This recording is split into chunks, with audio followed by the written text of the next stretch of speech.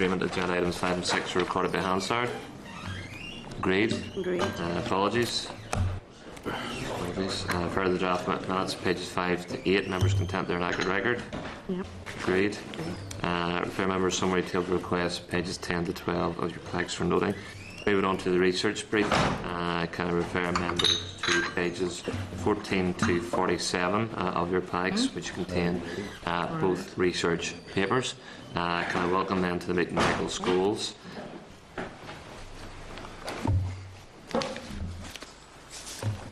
Michael, you want to just give us an overview of the new research paper that you've done for the committee? Yep. Oops. So really this paper is a follow-up from the previous paper, as you know, Chair. I'll just go through it and then take any questions at the end. Really the aim of the paper is to provide information on EIB loans to local government authorities in England, Scotland and Wales, and also to look at the rules around borrowing in the devolved administrations. Start off really just giving background at section 1, really to providing an overview of government borrowing powers in general in the UK. The Devolution Acts really allow temporary borrowing for all three of the devolved administrations to manage short-term cash flows. However, Northern Ireland really is the only administration with, if you like, full borrowing powers at executive and local government levels. Now, at present in Scotland and Wales, only local government authorities are really empowered to take advantage of EIB loans. But then I move on to Scotland. So, really under the Scotland 2012 Act from 2015, Scotland will have enhanced borrowing powers which they can use to avail of EIB finance. Again, that's for capital purposes. It's from 2015 and it is up to a maximum of cumulative maximum of 2.2 billion. Similarly in Wales, Wales are at the moment, the Wales Bill's going through Parliament at the moment, and they are seeking to an increased borrowing power to avail of these types of loans, really, and that will happen if the legislation goes through from 2018. And the borrowing limit is set in the bill at 500 million at the moment. Interestingly enough, the Welsh currently do have a borrowing power at executive level. The Welsh Government can avail of certain, of borrowing for certain functions to do with the environment, economy and social development, but they choose not to actually use this because it will affect the block grant. So that's just an interesting point there. So moving on to section 2, I had a look at the Treasury rules from the Statement of Funding Policy. And really in section 7 of those, it explains or sets out the borrowing rules for the devolved administrations. The section 7.1, I'm just going to point out a few key points in this particular section. Section 7.1 states that borrowing counts towards the public sector net cash requirement, which is really the old public sector net borrowing requirement, and hence is included in the devolved administration's total budgets each year as a control mechanism. So any increases in borrowing must be offset by reductions in other spending. And so that's really where the effect in the block grant will come in. So the overall UK public sector debt goes up, and to balance this out, the devolved administrations will have to pay or will have to give up future block grant capital allocations. And the 7.2 then talks about more of local authority funding. And really it states that the Treasury reserves the right or discretion that if there's an imbalance between borrowing that's met locally and by capital grants, then the Treasury has a right to change the assigned budget, which will be another effect on the block grant. Section 7.4 talks about prudential borrowing regimes, which I come on to, so I'll not go on too much about that. It also talks about self-financed, unsupported borrowing, which is classed as AMI. Now, I've put a scrutiny point. I've put a few scrutiny points throughout the paper, really, for the committee to ask the FP and Treasury about the specific relevance to all of the rules in the context of EIB loans and how they'll fit, how they're going to be classed in terms of the borrowing rules. And also the scrutiny point there, really, again, about that idea of the Treasury having discretion, and really about what it's about the assessment criteria that the Treasury would use.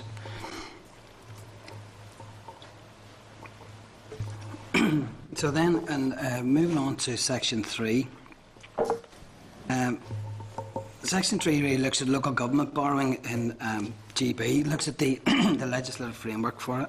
So the Local Government Act 2003 introduced powers to permit local authorities in England and Wales to access loans for capital purposes without the consent of government, previously of central government. So previously they had to ask permission. Prudential borrowing really sets an affordability criteria for the local authorities, which is set by the Chartered Institute of Public Finance and Accountancy, or CIPFA. The local authorities have to set a total borrowing limit, which is linked to their revenue streams. The whole idea, really, of prudential borrowing is to make sure that the local authorities can afford borrowings that they undertake, and it's backed up by their revenue streams. So a similar framework then is taken by the Local Government in Scotland Act 2003, which sets up a similar prudential framework in Scotland. And I've just highlighted as well, in Scotland there's mainly two types of borrowing that are available to local authorities. Supported borrowing, which will be financed through loan charge support through the Scottish Government. So the Scottish Government helps to pay back a little bit of that loan. And unsupported self-financing borrowing. And interestingly enough, going back to the Treasury rules there, the increases in self-financed unsupported borrowing is classed as AMI. So in light of all of that, there's this further scrutiny point that really again asks the committee to perhaps clarify with the Scottish Government how EIB loans are to be classified within its budget, because it could be assumed that unsupported self-financed borrowing is an example of EIB loans. EIB loans would perhaps fall into that category, but that's not clear, so I would suggest that the committee seek further clarification on that. The next subsection really looks at the Public Works Loan Board, which is really the traditional way of borrowing for local authorities in GB. And this subsection really is also provided really to give a sort of a comparison between the traditional form of borrowing and also with the sort of new types of loans that will be available from EIB. So, as I've said, the majority of local authority borrowing for capital projects has traditionally been through the Public Works Loan Board. The loans are taken from the National Loans Fund, and the interest rates are set by Treasury. So there's a little bit about the interest rates, but I'll not go on too much about that. Ray's received some correspondence from the Scottish Government and EIB about the interest rates, and the essential difference between the EIB loans and the PWLB loans are that EIB loans have to be subject to European Union rules, so they have to follow the objectives of the European Union. Public Works Loan Board loans don't have to have the same stipulations, so there's a crucial difference there. Also, in terms of the interest rates, the information that we receive from EIB would tend to say that at the moment EIB loans are more competitive, but as you'll see later on in the paper, that's evidence would tend to refute that. So the next section then, I've gone on to give specific examples of EIB loans to local authorities in GB.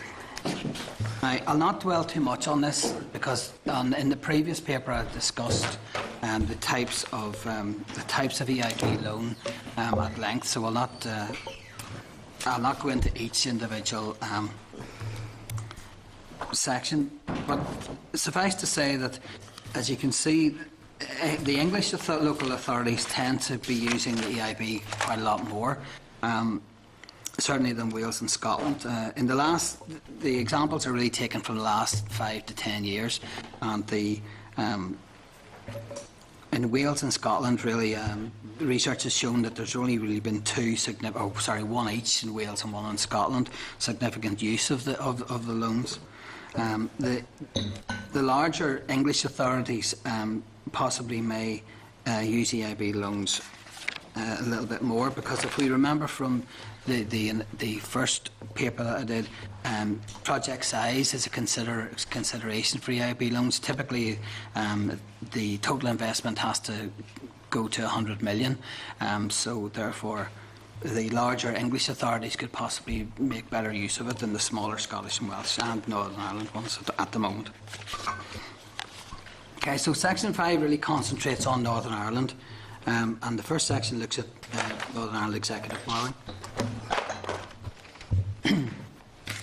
So Northern Ireland has a borrowing powers under Section 1 of the Northern Ireland Loans Act 1975, and subsection 2 of that Act sets an overall borrowing limit of 2 billion. And the Northern Ireland Miscellaneous Provisions Act 2006 extended that borrowing limit to 3 billion. Now, Chair, could I just point out a typo in that? The next section is actually meant to read, this borrowing provision essentially permits the borrowing of funds by the Northern Ireland Executive. So I'll send a revised paper to the committee before publication on that. That's just a little typo. The next section then looks at the temporary borrowing provision. So again, from the Northern Ireland 1998 Act, the Devolution Act, allowed Northern Ireland, as in Scotland and Wales, access to temporary borrowing to manage short-term cash flows. And again, the important point in this is that the funds are taken from the National Loans Fund, so they're taken from Treasury. Okay, and there's a limit on that of 250 million. So the next subsection then talks about the Reinvestment and Reform Initiative, which is an additional borrowing facility up to 200 million a year. And now the spending review in 2013 upped that limit to 250 million. So really the RRI borrowing is broadly equivalent really to the local authority prudential borrowing powers in the rest of the UK. And it's really enforced because traditionally the executive controls a lot of the local government. That in Scotland and Wales, Scotland and Wales would control a lot more local government, if you like, functions. So that's really to make up the balance there. So then we look at the local government borrowing in Northern Ireland. The Local Government Act 2002 gave local government, or if you like, local councils really in Northern Ireland, the power to borrow, subject to Department approval.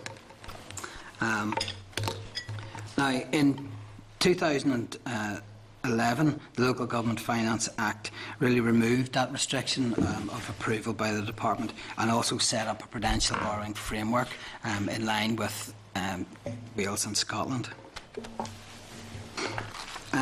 So the next subsection then really looks at EIB borrowing in Northern Ireland. As I've mentioned before, size tends to be a problem. The size of the overall investment seems to be a problem, specifically in Northern Ireland. Now, the Strategic Investment Board have already said to us that discussions are ongoing with DFP and EIB, with Strategic Investment Board about really trying to manage smaller investments, but at the moment there seems to be a problem with the size. As I said, the typical overall investment tends to be 100 million for each project, and when you take into consideration that has to have an element of match funding, it's quite a considerable amount of money for Northern Ireland. So the next section really, it's really sort of reiterates the position in the previous paper where the Finance Minister has expressed an opinion that post review of public administration that local councils in Northern Ireland will be in a better position to avail of EIB. Largely, I would assume, because they'll be larger, they'll have more functions devolved to them, or assigned to them, I should say. Now, I've taken certain pieces from Assembly questions here to try and explain the Minister's position. So, first one really is that the Minister states there's no legislative barrier that prevents the executive borrowing directly from EIB. However, any such direct borrowing would score against the net sector, the public sector net debt, and Treasury would therefore reduce the executive's capital debt accordingly. This means that the executive would be, in fact, worse off because we have to pay the interest on the borrowed capital. So really that's not news. That was in the previous paper that really the Finance Minister sees any use of EIB loans at executive level to have a detrimental effect on future capital allocations in the block grant. Interestingly enough, in an answer to an AQ, and the Finance Minister gave us an explanation of the differences between RRI borrowing and EIB. With RRI, we are prepared to borrow from, we are allowed to borrow from 200 million a year up to a total of 3 billion in Northern Ireland, and we are very close to that at the minute. It is repayable, but significantly does not score off our balance sheet, as it does not come away from the capital departmental expenditure limit that we receive from Treasury on an annual basis. So, when then he speaks of EIB loans, Treasury would take what we borrow from EIB directly from our capital departmental expenditure limit, and we would still have to pay interest on the loan. So in this sense, really, RRI borrowing is ring-fenced, if you like. It's outside the assigned budget. It doesn't have an effect on the block grant. Excuse me. So really, in that section, at the very end of that section, I've again asked the committee to consider asking DFP how EIB loans to the executive departments and local government in Northern Ireland are classified under the financial framework of the current devolution arrangements. So the whole thing really rests on how the EIB loans are going to be classified in terms of public expenditure and how they're going to fit into the overall borrowing picture in Northern Ireland.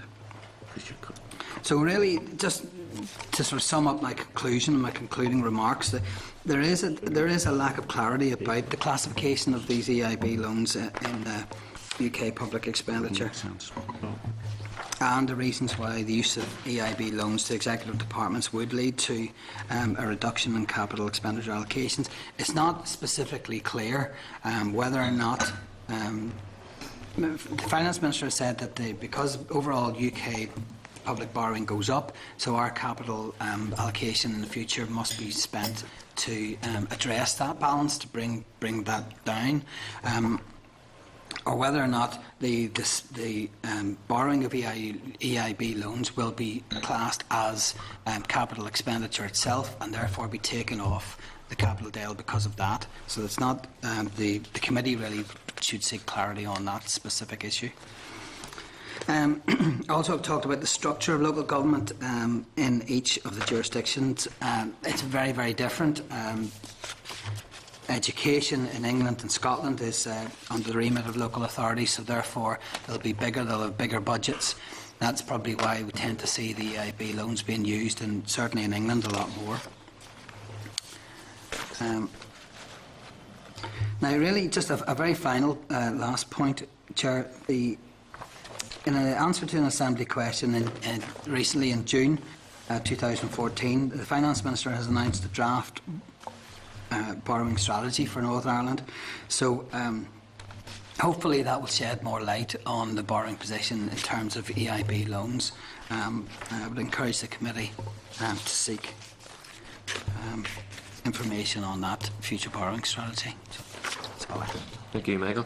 It's certainly a very interesting paper and raises a number of questions as to Treasury rules and what it applies to and what it doesn't.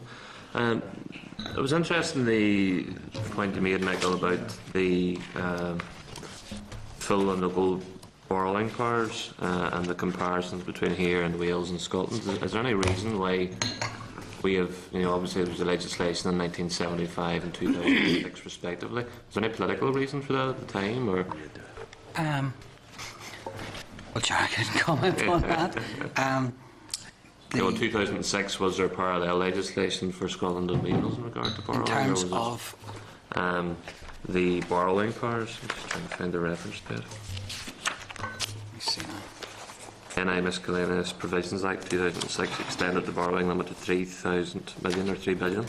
Well, that 2006 Miscellaneous Powers Act really extended the borrowing limit from 2 billion, it was previous in 1975, out to 3 billion. So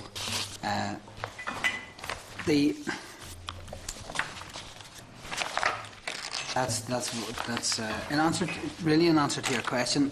I think basically, if I'm correct, Jerry, you're asking about basically borrowing powers for Northern Ireland as opposed to Wales and Scotland. Yeah. It's really not clear. The borrowing power, had a little look around the legislation, and there are multiple statutes really that the 75 Act speaks about previous enactments. 75 Act really concentrates a lot in terms of the loans from the National Loans Fund, so basically borrowing from the UK government. But it does mention previous enactments, and I would encourage the committee to ask the AFP to clarify that position about the overall borrowing, under the legislative authority to borrow from Northern Ireland. I had a very, very early, very rudimentary look. I'm not a solicitor, so I had a very quick look around that, and it does seem to be multiple statutes that that cover that area. So I would encourage the committee to seek the AFP's opinion on that. And do we have any indication? The Finance Minister makes reference to being very close to the 3 billion limit. Is there an indication of how close?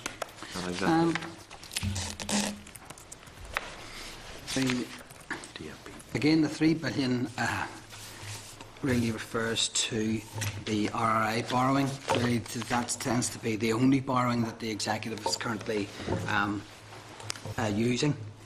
So, bearing in mind that it's an annual limit of 250.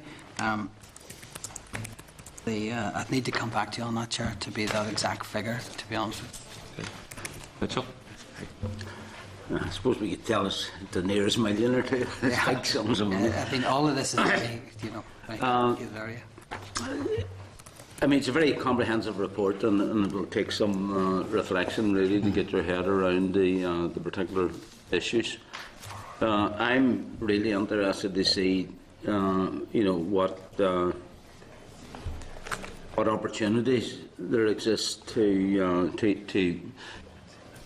to develop the ability of the local authorities to access European investment funding, and whether, in terms of the border region in the first instance, where we are contingent with a Eurozone area, that there are unique kind of opportunities that may actually exist if we explore it.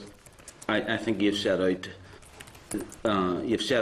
the almost the black and white. There's questions that you might ask, and you've suggested one or two of them, but I would be hesitant to ask some of them until we have a fair sense of what the answer might be. Yeah. So that would require a bit more work in case we just close down options. I'm also interested in what would happen if local authorities were to combine always taking a joint venture approach to infrastructure development that would be of benefit to each, and within their existing remit, or indeed any amendments or changes that the executive in their wisdom might decide to assign. So it seems to me that you've demonstrated that theoretically it is actually possible to access these funds. It's then down to fairly hard business decisions as to whether the costs can be borne, whether there are impacts on the block grant, or there's ways of avoiding impacts on the block grants that would require a significant amount of reflection and study. So that doesn't basically boil down to a question, but I think you've reinforced my view that there are opportunities there to be explored very carefully. Yeah, the Finance Minister has said that there is, if I can find the section, has said that there's no legislative barrier for using EIB loans by the executive. But going back to the Chair's point there about the legislative authority for actually borrowing from outside of the National Loans Fund, that needs to be clarified by, I would imagine, by DFP, local legal team. There's a multiple amount of statutes really around that would be beyond my powers or skills to investigate, but that's certainly a line that I would encourage the committee to go down. Well, I don't know if I would just accept this beyond your powers to investigate it. I do think that you've demonstrated a width here in terms of the research material. I'm just wondering if it would help without either overburdening your own system or giving us too much information to digest, if we could take a look at how regions on the European mainland who are contingent to each other are able to work or access investment funds, and then whether that can be read across in terms of the, if you like, the more domestic house rules that have been established from Treasury in terms of their relationship with the devolved administrations. Yeah, there's certain examples of Spain, I think, I'm using. Well, that's what I'm thinking about as well, where they have semi-autonomous regions, and I think there is a significant flexibility has emerged there. Now, we're not quite going down that direction, but we now have a local government structure that has significant more powers than previously, and maybe potentials that haven't yet been explored. And I am suggesting that if we can find some way of defining that as a research question, that we might get some useful information. No. Thank you. Okay, Leslie. Thanks, Chair. 2 points. The European Investment Bank, one of the early targets was really to assist in when funds have been handed down to countries. This was to try to assist the balance, the make-up of it. Does that still carry the full weight? Does that any particular preference given to the area of matching funds? If, for example, the structural funds grant whatever figure it is to a particular country, to a particular area of that country, other advantageous rates to be got from the European Investment Bank?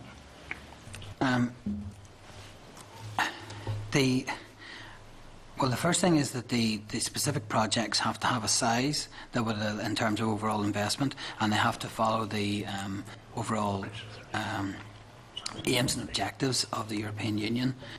So, really, the structural funds, I think really what you're asking is what's the difference between the structural funds and the European Investment Bank loans? Is that? Is there an advantage you see in triggering the European Investment Bank? That's the point.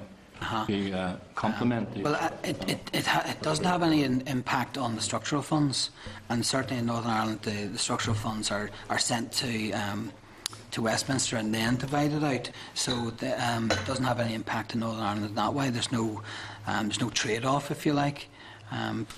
in terms of EIB loans as opposed to There's structural. no advantage then being. No, the structural in the previous paper I mentioned to Jessica, or was it Jeremy? Jessica and Jeremy. I think it's Jeremy. I have the paper somewhere. But where they use a holding fund, where they put Wales has used this quite well. They used a holding fund where they've sent basically the structural fund into a holding fund, which then issues bonds and creates its own kind of business and creates. If you like, finance from it. So that's the way, and the European Investment Bank facilitate that. But they're very different. The structural funds obviously are very different. The match funding idea in general obviously is the same, but the structural funds will be again for very specific projects, and that would be a whole obviously different process completely.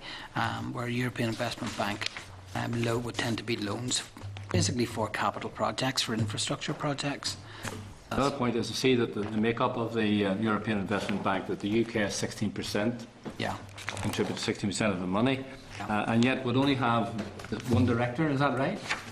Out of the 29 directors, one from each country and one from the Commission. So I'd need, each country has I'd need to have a look at the previous paper, because that does cover areas that I was in 1.22 here, but it seems to me a bit out of balance, you know, of you carry one vote plus the 28 and you have 16% of the equity. I'd need to have a look at that again.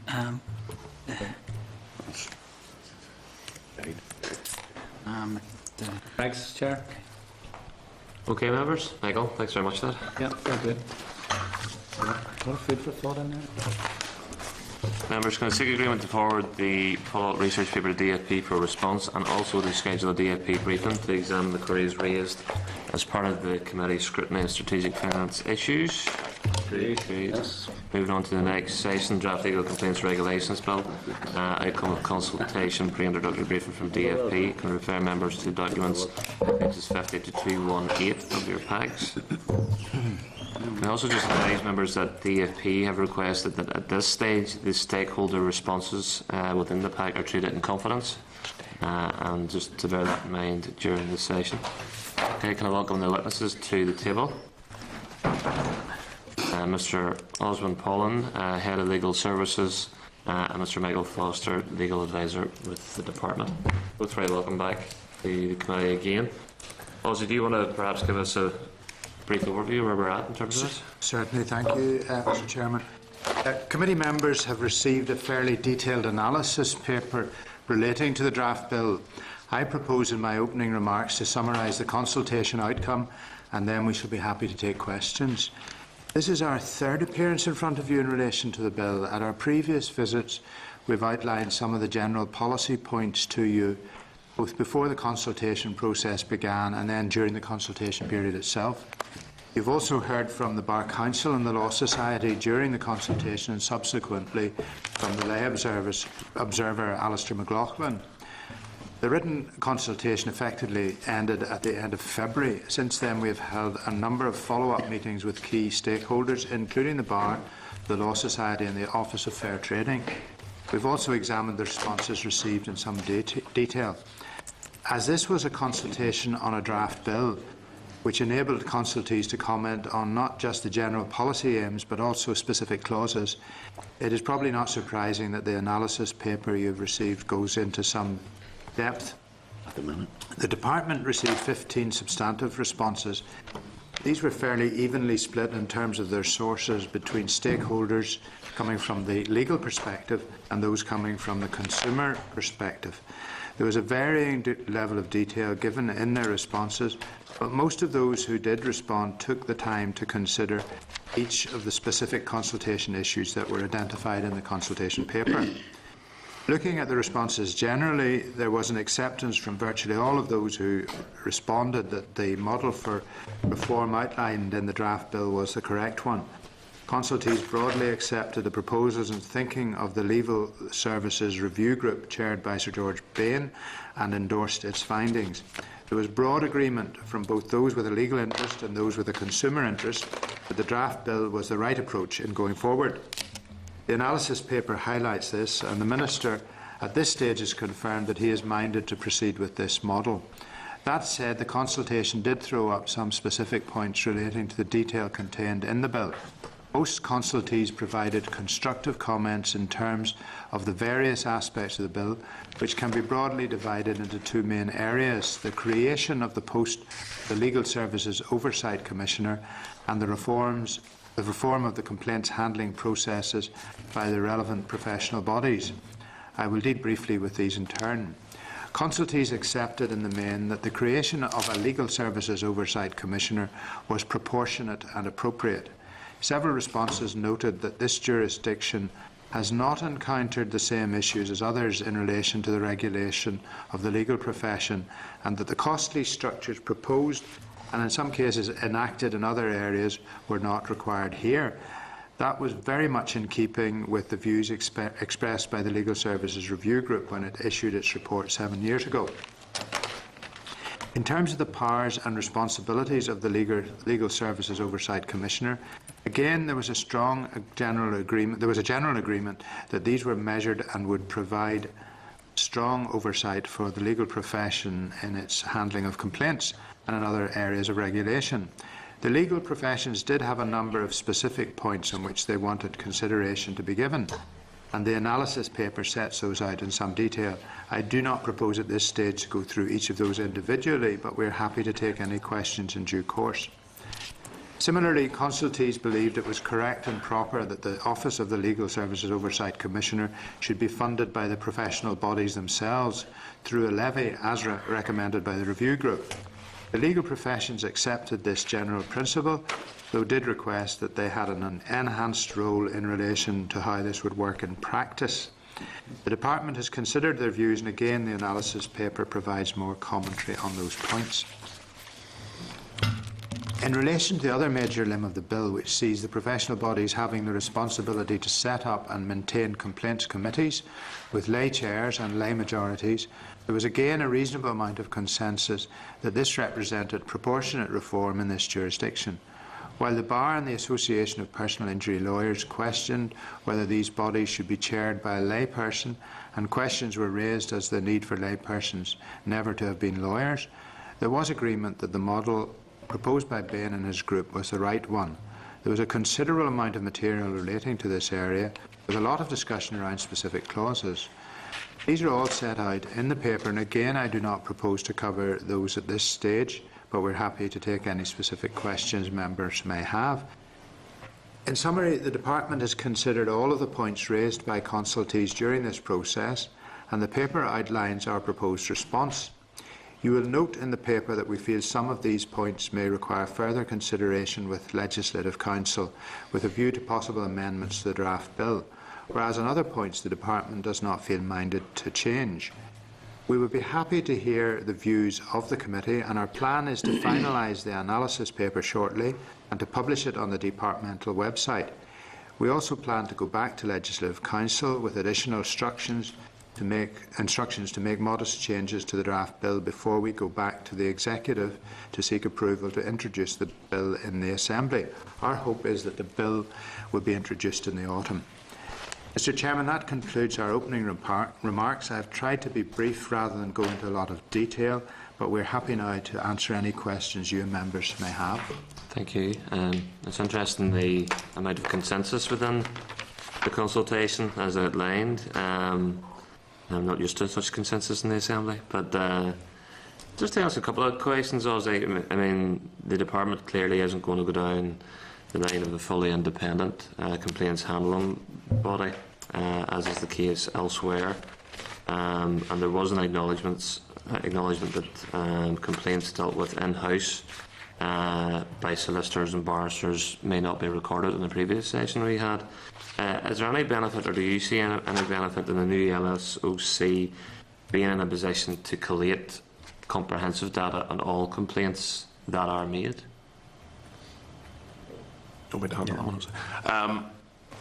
The bill gives quite broad powers in relation to what the Legal Services Oversight Commissioner can do. The Oversight Commissioner really has the power to set targets and to set plans for both the Law Society and the Bar Council in terms of how they handle complaints. Now, those are we believe that in terms of the legislation itself, it would be overly prescriptive and perhaps a little bureaucratic to write in a specific clause to that effect. But that's something that certainly the LSOC will have probably very much in mind in their role in terms of the targets they set, the plans which the professional bodies must adhere to in terms of complaints handling. And we feel it would be better that that type of issue would be addressed by an LSOC as opposed to the primary legislation itself. But in terms of the primary legislation, would it be of benefit to have a statutory duty, perhaps, on solicitors and barristers to notify the Commissioner of all complaints? If you don't want to put too much detail in terms of the primary legislation and leave that to regulation, would it not be useful to have a duty within the primary legislation that puts an onus on solicitors and barristers to act appropriately? Well, I think the department would have to give, a fair degree more consideration to that specific point, Chair. I think you probably heard what the lay observer's view on that was, that there might be some difficulties attached with imposing a duty on every single solicitor to notify them every single time a complaint comes in. Solicitors are under a fairly tight regulatory regime now in terms of the regulations made by the Law Society in terms of their internal complaints handling system. I mean, this is something we could perhaps take up with the Law Society to see what steps they could take to sort of bridge that gap, if you like, which I think members have alluded to in previous sessions. But in terms of the primary legislation itself, I think at this point we would be reluctant to get involved in trying to set out a statutory duty as such for each and every solicitor or each and every barrister to maintain, well, not to maintain a register of complaints because they will have to do that anyway, but to send every single time a complaint comes in to the Oversight Commissioner. That will be taken up in a different way in terms of the plans. But it wouldn't be that great a burden to notify the Commissioner of a complaint. I mean, given the lack of complaints within this particular jurisdiction, as has been outlined in some of the consultation responses, then surely it wouldn't be such a great burden to put that within the primary legislation. Well, again, I'm not sure that the primary legislation is the best place for it. I think that we can certainly look at this as we go through the process, and we'll certainly be happy to go back to the Law Society and others to see what views they have on it. It may well be something that could be taken up by way of secondary legislation, but I think that we're reasonably confident that the bigger powers that the LSOC is going to have and the much wider remit he will have, or he or she will have, compared to the lay observer, these are the sort of matters that we feel that the LSOC will be very much at the coalface on, and recommendations that he or she may make will be very useful in that capacity. To what extent is there a commonly defined or a common definition of what a complaint actually is? Well, there's not a definition of what a complaint is per se. I mean, the Law Society provide guidance in terms of what type of complaints they can hear. Complaints against lawyers vary from, very sort of day-to-day type of complaints, whether it be a bit of rudeness by a lawyer on the phone, or whether it be a bit of a delay in terms of dealing with a matter, to the more serious issues which are, can relate to professional misconduct. And, how those are categorised can be very, very different in the sense of what sort of procedures will be followed. A serious fraud allegation, for example, will be heard as a misconduct case by the Law Society, whereas something which, somebody has not answered a phone call or has been maybe a week late in terms of writing back to a client with information they require, that would be categorised as a service complaint. But it would be very difficult to define, in black and white, what is a complaint as such. Certainly no other jurisdiction has attempted that, and we certainly didn't consider that it was necessary to define a complaint within statutory framework. In terms of, obviously the committee has recently considered correspondence regarding conduct within the bar, detail of which I'm not going to go into. But with reference to the DFP's point that when the bill is to oversee complaints related to services, it will require the Commissioner is consulted on future rules and regulations. How could that aspect of the bill be strengthened to provide for some independent oversight of professional conduct in addition to professional services? Well, I think the answer is that clause 4 of the bill, or clauses 3 and 4 of the bill, are designed to cover other aspects of regulation other than professional services as such. Those clauses are designed not just for complaints. They're designed for other aspects of regulation like education, training, continuing professional development, conduct, the whole remit of regulation. So there is that capacity there within the bill. Now, in terms of drilling down into specifically dealing with an allegation of misconduct by whether it be an individual barrister or an individual solicitor or groups of the same, we don't think it would be appropriate for an Oversight Commissioner to directly deal with complaints of that nature individually or issues of that individually. And certainly if you look at the other jurisdictions in England and Wales and Scotland, which have taken different routes in terms of regulation, that the issues relating to conduct still rest with the professional bodies. The oversight of those is at a more strategic level, and this is what we're trying to produce in this bill, that the Oversight Commissioner would have a strategic view in terms of what the regulations of either the Bar Council or the Law Society are in terms of conduct, what their regulations and rules are in terms of education and training, and be able to influence that and to shape that for future change. Okay, members, any questions pertaining to this? Just one, Chair. On the question of a penalty, the imposition of a penalty is obviously say this will be a matter of last resort, and then the Department's response goes on to say that this would give the LSOC teeth for handling complaints. Yeah. But it has to be reasonable to be invoked. Is that who's going to decide that reasonable? That sounds to me like meat and drink to lawyers. Who's going to decide that? Well, it will be for the LSOC to determine whether a professional body has met its targets in relation to complaints handling. And the LSOC has, I suppose you could look at it quite starkly and say that if the LSOC is of the view that the professional body has not met its targets in relation to complaints handling, after a process which will involve dialogue with the professional bodies attempting to right any wrong, if you like, which the LSOC may be in the process of identifying. If at the end of that process the LSOC is still not content, then the LSOC has that power to impose a penalty. But can that reasonable be challenged? Well, it can be challenged, yes. And, But it'd be difficult to challenge.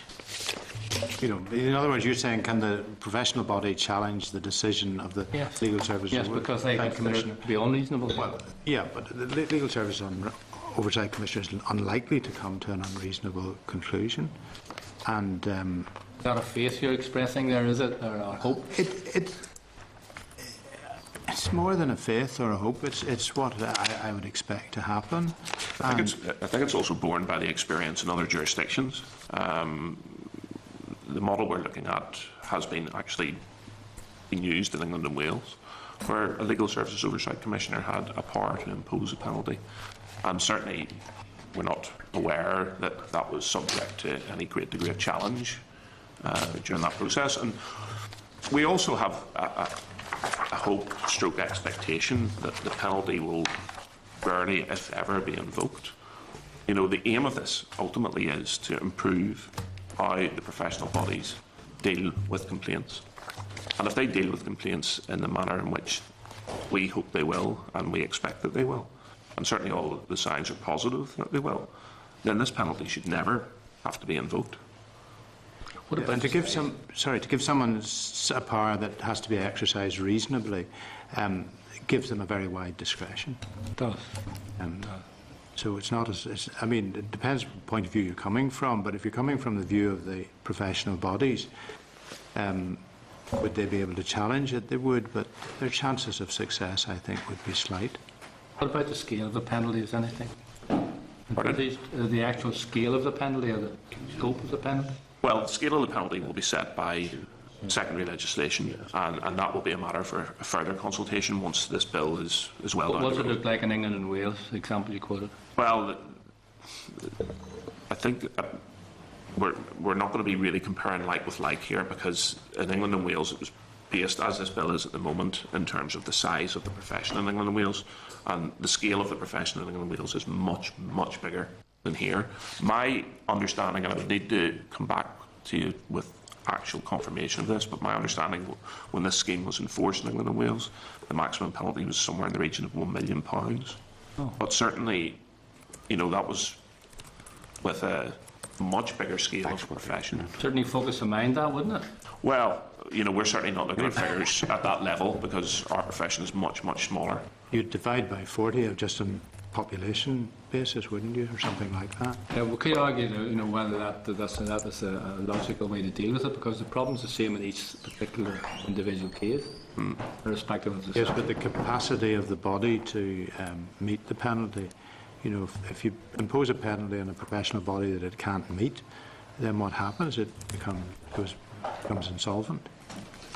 Yeah, but it doesn't change the issue, you know, if it's a particular case in England and Wales, it doesn't matter how many practices there are.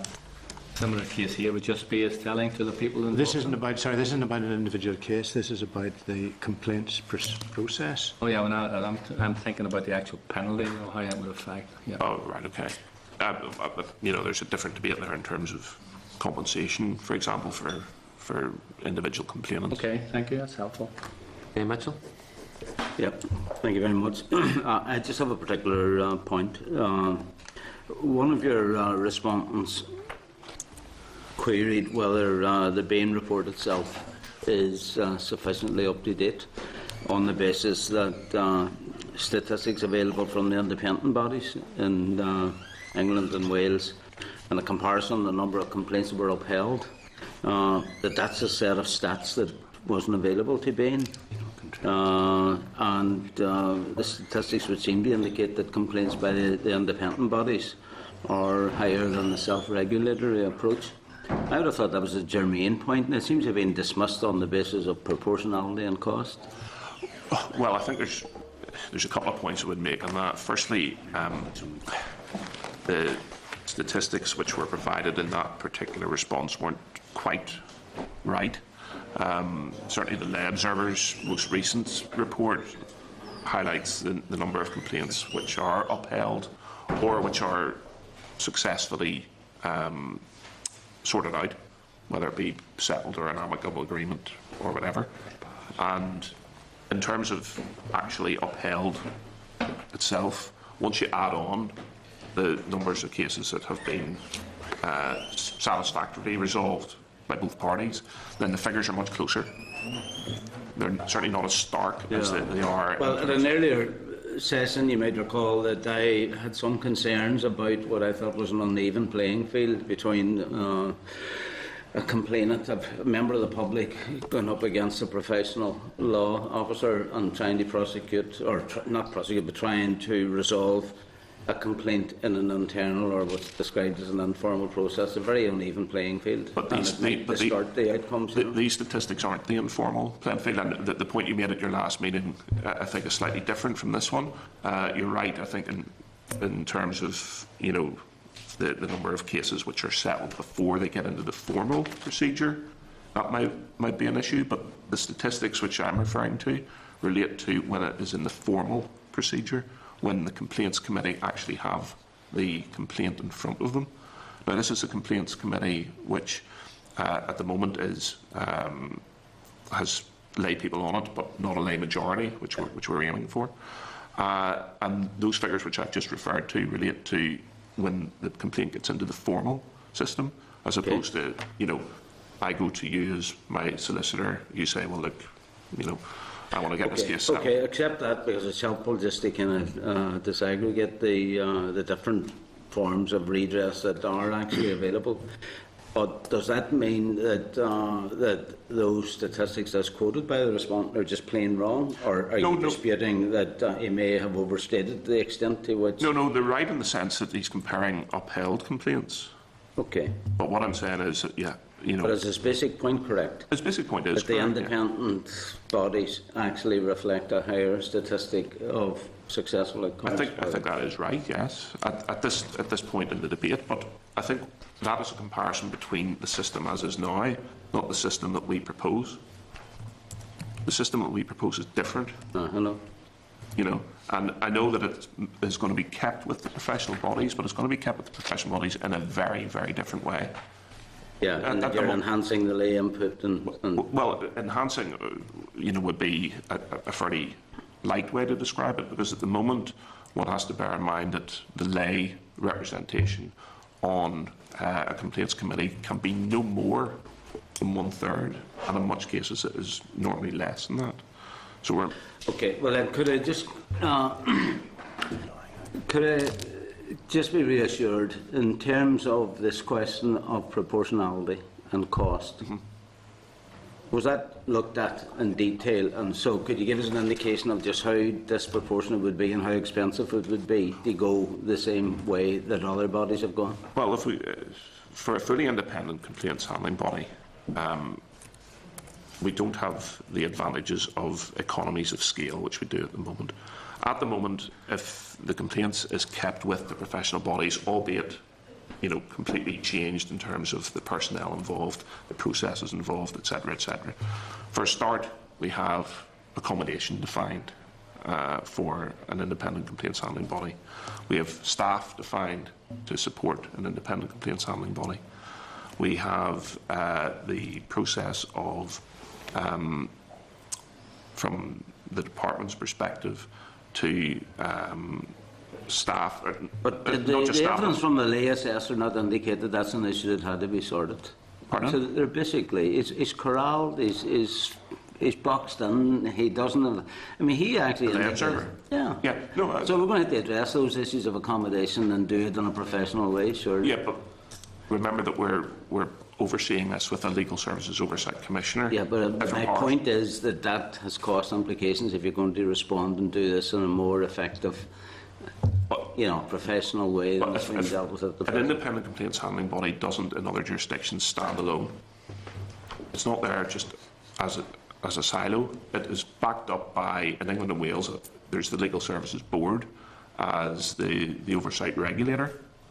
So, you know, there's an additional cost there. We're really marrying, you know, almost cherry picking, if you like, from the England and Wales system, whereby we're getting the oversight and we're taking the complaints handling as well, and you know, we're sort of not fusing it as such, but we're doing it in what we believe to be a more proportionate and more cost-effective way.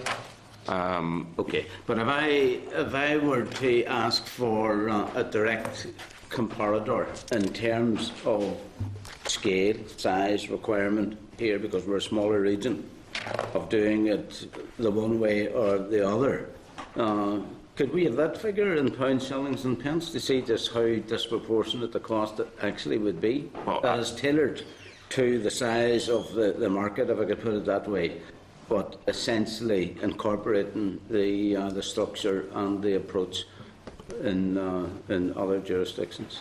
Well, we haven't got pound, shilling and pence to give you, but you know, the logistic or the logic of it would show that it's going to be significantly more expensive than the model that we're proposing.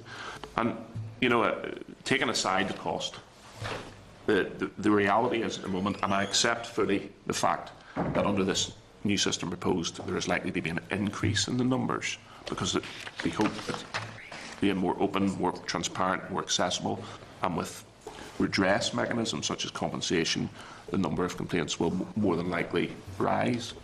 But at the moment, there were 106 complaints, 106 complainants last year against lawyers. Yeah. Now, even if that rises, I expect it to rise, that. because I do think this issue of the uneven playing field has had a chill effect. I know of people who wouldn't bother going to make a complaint because they don't expect to get an outcome. I'm not actually disputing that. being found evidence that even the perception. So if the complaints, for instance, were to increase by a factor of 50%, which I don't think is unlikely, or a factor of 100%, would that affect your cost calculations? But sure, you're only talking about 200 complaints then, and you're setting up a whole system. Yeah, In England and Wales- I'm being very conservative, as I think some other people are as well. Well, in England and Wales, the body there, the independent body there, deals with in excess of, I think, 8,000 complaints a year. So, Yeah. from a cost proportionality size, there's no issues for it. In Scotland, the number of complaints heard by the independent complaints body is well over 1,000.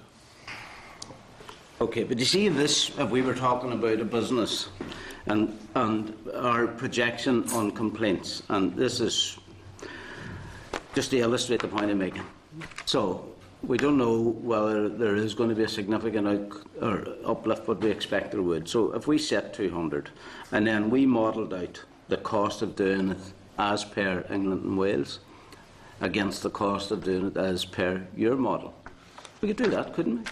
Well, And I mean, if there's twice as many complaints as I'm projecting, then it gets, increment. It gets more and more of a financial risk that you would say is a good investment.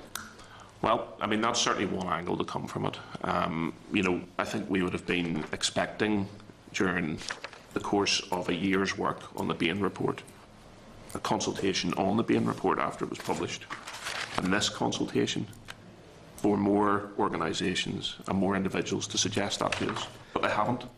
The simple reality is that of the respondees, really only one suggested that we should go down the independent complaints handling route, and that was an individual. All of the representative bodies, the Consumer Council, the Federation of Small Businesses, the Citizens Advice Bureau, the Office of Fair Trading, all accepted that this was a proportionate response to the issues in this jurisdiction. No, I've read that, and this is my final point.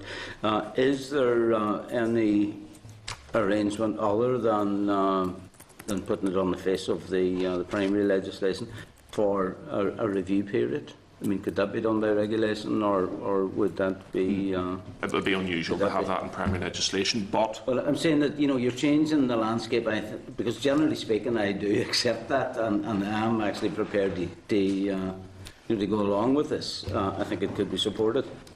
But I do see the possibility that the statistics could change quite radically in a relatively short period of time, and I do think that there is. We should be prepared to look at it again. And that was the point I was just about to make, Chair. That the Minister has indicated that this is the model he is minded to proceed with at the moment. But it's not a case of never say never to different change. I think our view in the department is let's give this a chance. It has been recommended by Bain, who did a lot of work on it for a year. It has been, I accept the fact that members have... 7 years ago. Yes, well, 7 years ago, but this consultation is current. And this consultation has thrown up the same views. But the recommendations are 7 years old and don't have the statistics that might actually affect those recommendations. But here to be honest, in some ways I'm being devil's advocate, but I do think that you might have cracked this open a bit, and I do think we should give ourselves the facility for revisiting again. I don't think this is the ultimate solution, I have to confess. Well, there's no difficulty with that. And in fact, that in itself, we believe, is a huge incentive for the professional bodies to get this right now that they've been given this opportunity. Because, if in 4 or 5 years' time we look at this and go, well, this hasn't worked the way we envisage it, there's nothing to stop whoever has the responsibility for this at that time to say, well, look, we need to reflect. Yeah, well, we had a debate yesterday, this is me finished now, Chair, on the Justice Bill. And the two contributions that sank my heart most was the two practitioners that we had in the room. It's a very conservative profession. Thank you. Thanks. In terms of the levy itself, obviously it's going to be funded from the legal profession. Have you done any forecasting as to what the scale of that levy is actually going to be? Well, yeah, there was some slight confusion, I think, from some of the responses. In terms of the Legal Services Oversight Commissioner, we see that as being a relatively modest organisation with, perhaps an LSOC supported by 1 or 2 members of staff, and certainly with a fairly modest budget. We don't anticipate that the cost for that through the levy will be much more than maybe £70, £80, £90 per practitioner in this jurisdiction. The bigger costs will be in terms Will of... that vary from the bigger firms to the smaller ones? Or is it fair? It will be a matter for, well, it'll probably, it will in the sense it will be per person, per solicitor. So if there's a 30, 40 solicitor firm, they will be paying 30, 40 times whatever the contribution is. And for, a sole practitioner in a rural area, the figure is going to be much more modest. The slightly bigger cost will be in terms of the changes which the professional bodies will have to make internally to their complaints handling system, because that will have to be a much more there'll be a much more greater funding of that. The professional bodies have come back with a figure of between £300 and £400 per practicing certificate on that. So the overall cost we would imagine will be reasonably well contained. Certainly, maybe the lower end might be £400 per practitioner. The higher end might be somewhere around £500–600. It's difficult to be specific at this stage, but we don't consider that a figure of perhaps £10 to £15 per week on an individual practitioner is cumbersome. You will have noticed in the response to the consultation that the Public Prosecution Service raised a point in relation to the levy, in the sense that they don't have clients.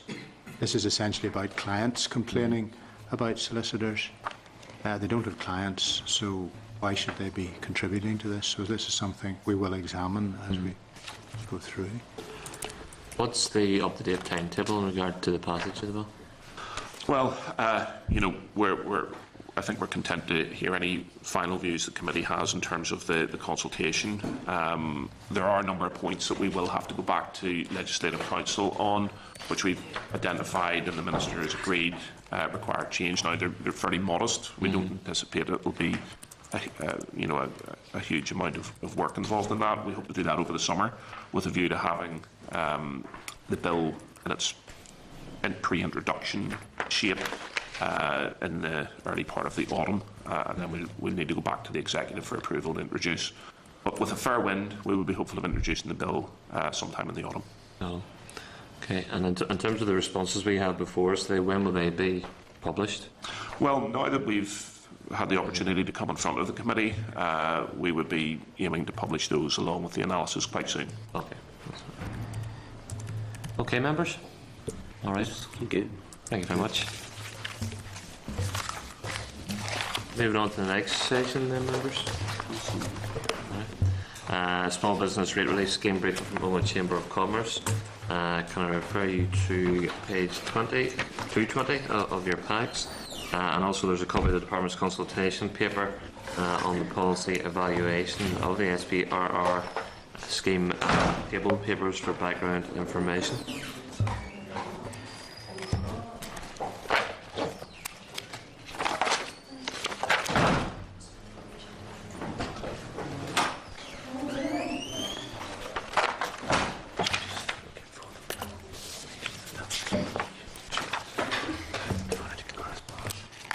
Okay, members, as we await the witnesses, we're going to move on to correspondence. No, we're not. Just on that last matter, and it's in relation to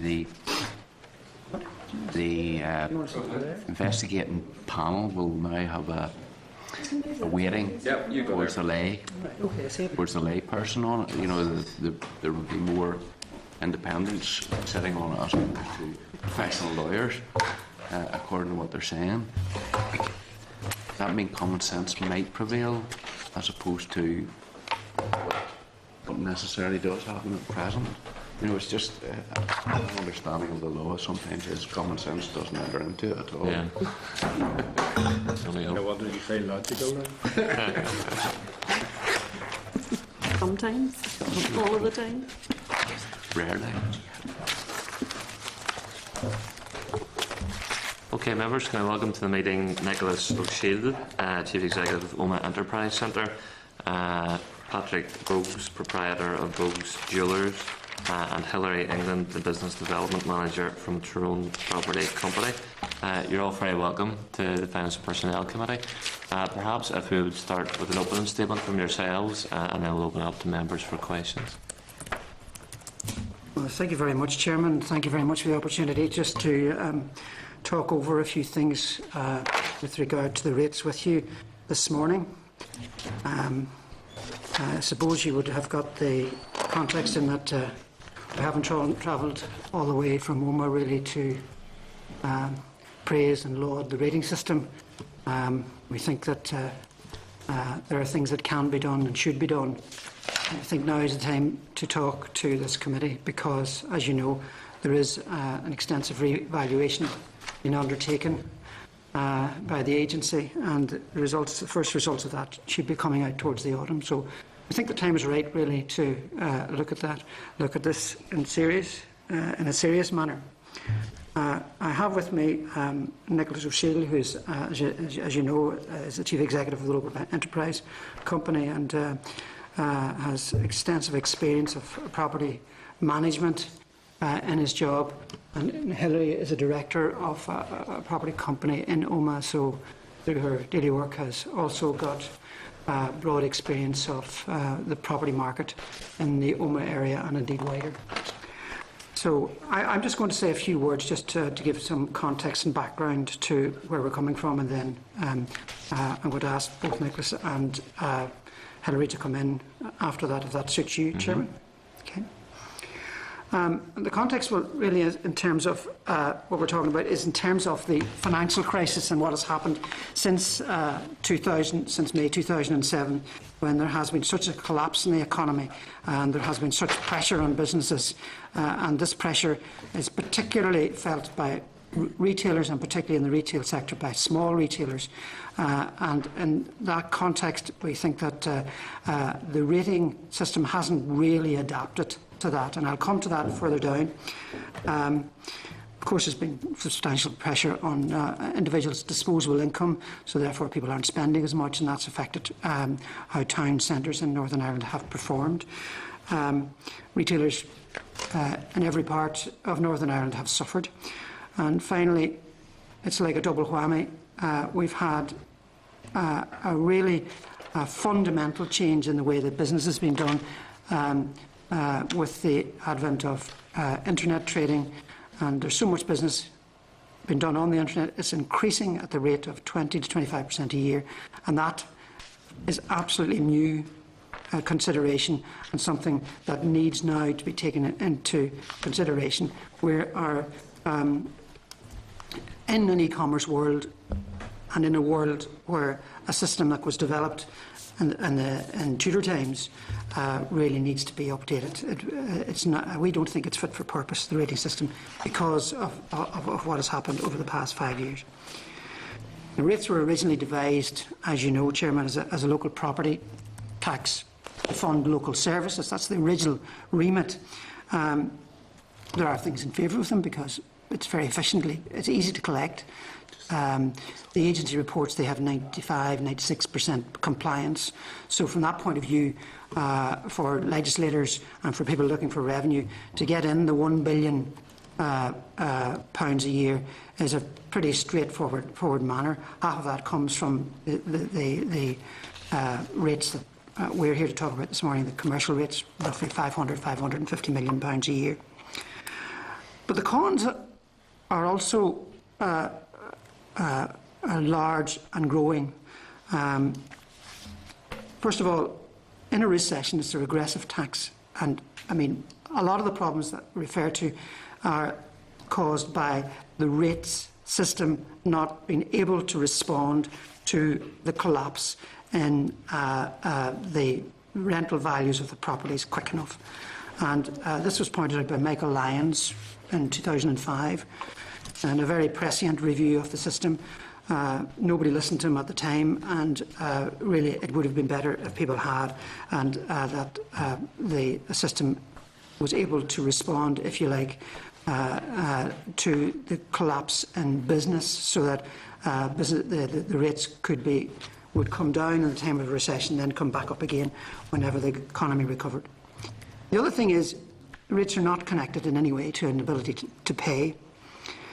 The revenue nowadays is not connected to services, and I think this is a big fundamental mistake that this committee should consider, and that is the ways that we can once again connect the raising of the revenue with the services that it funds.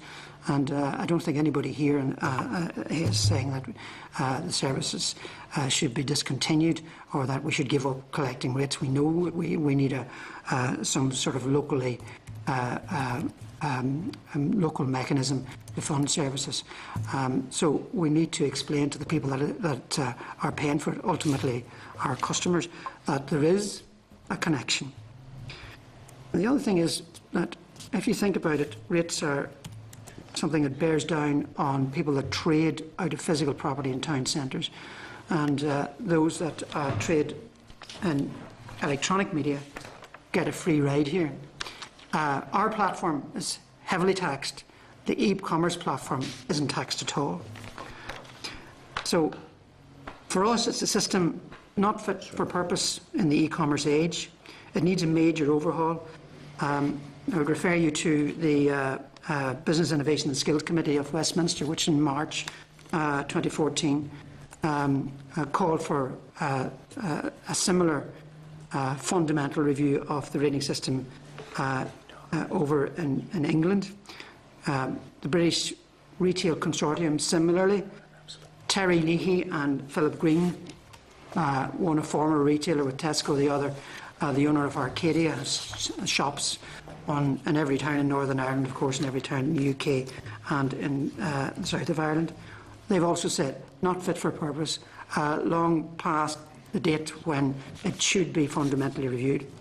And think tanks, if you look at the New Economics Foundation, the Cloned Towns movement, all are pushing for change to the rating system.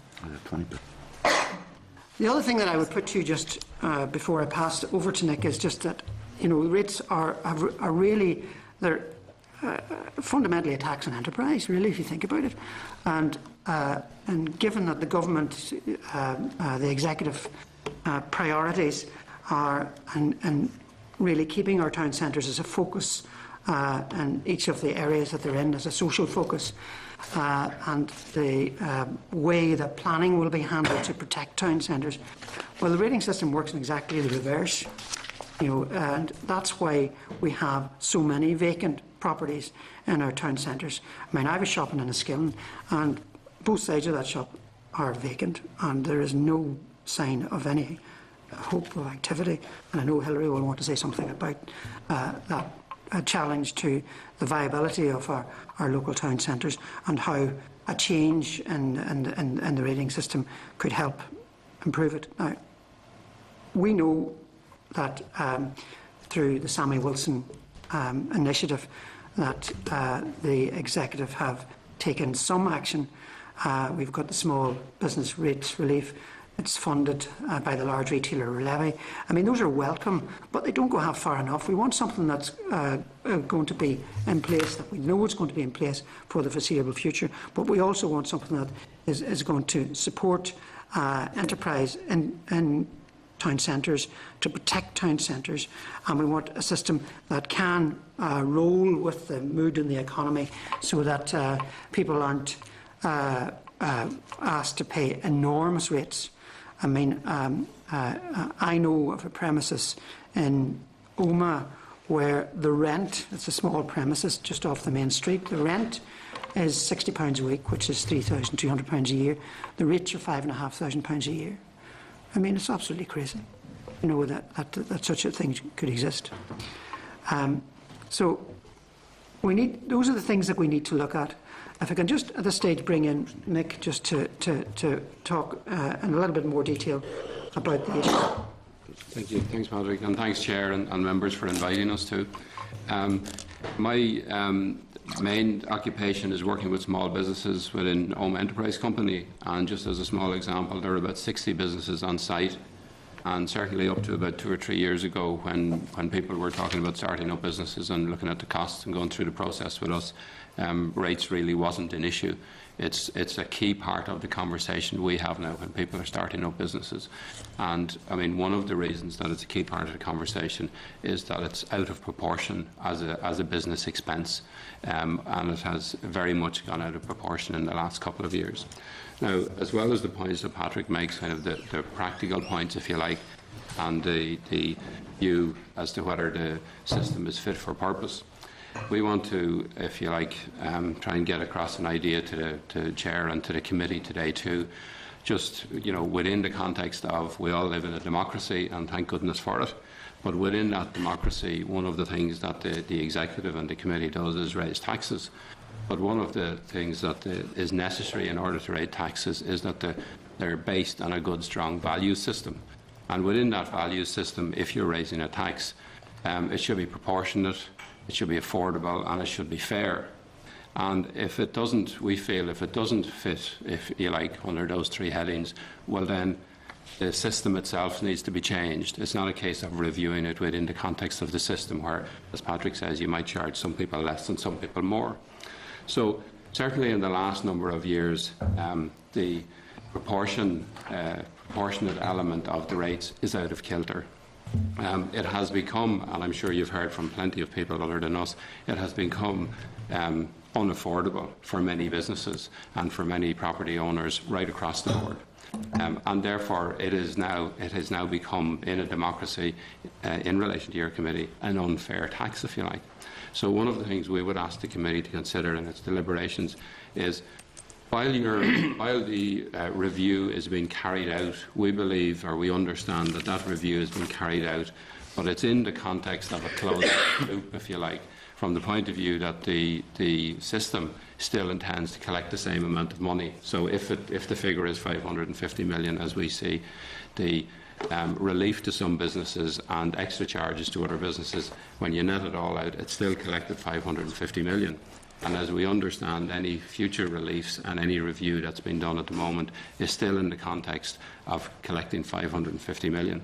Now, our main point, or one of our main points, is that within this context, where it is out of proportion, where it is unaffordable, and where it is unfair, the Executive, the committee, actually needs to change the whole evaluation process and give itself the challenge of collecting not 550 million, but maybe 500 million or 480 million.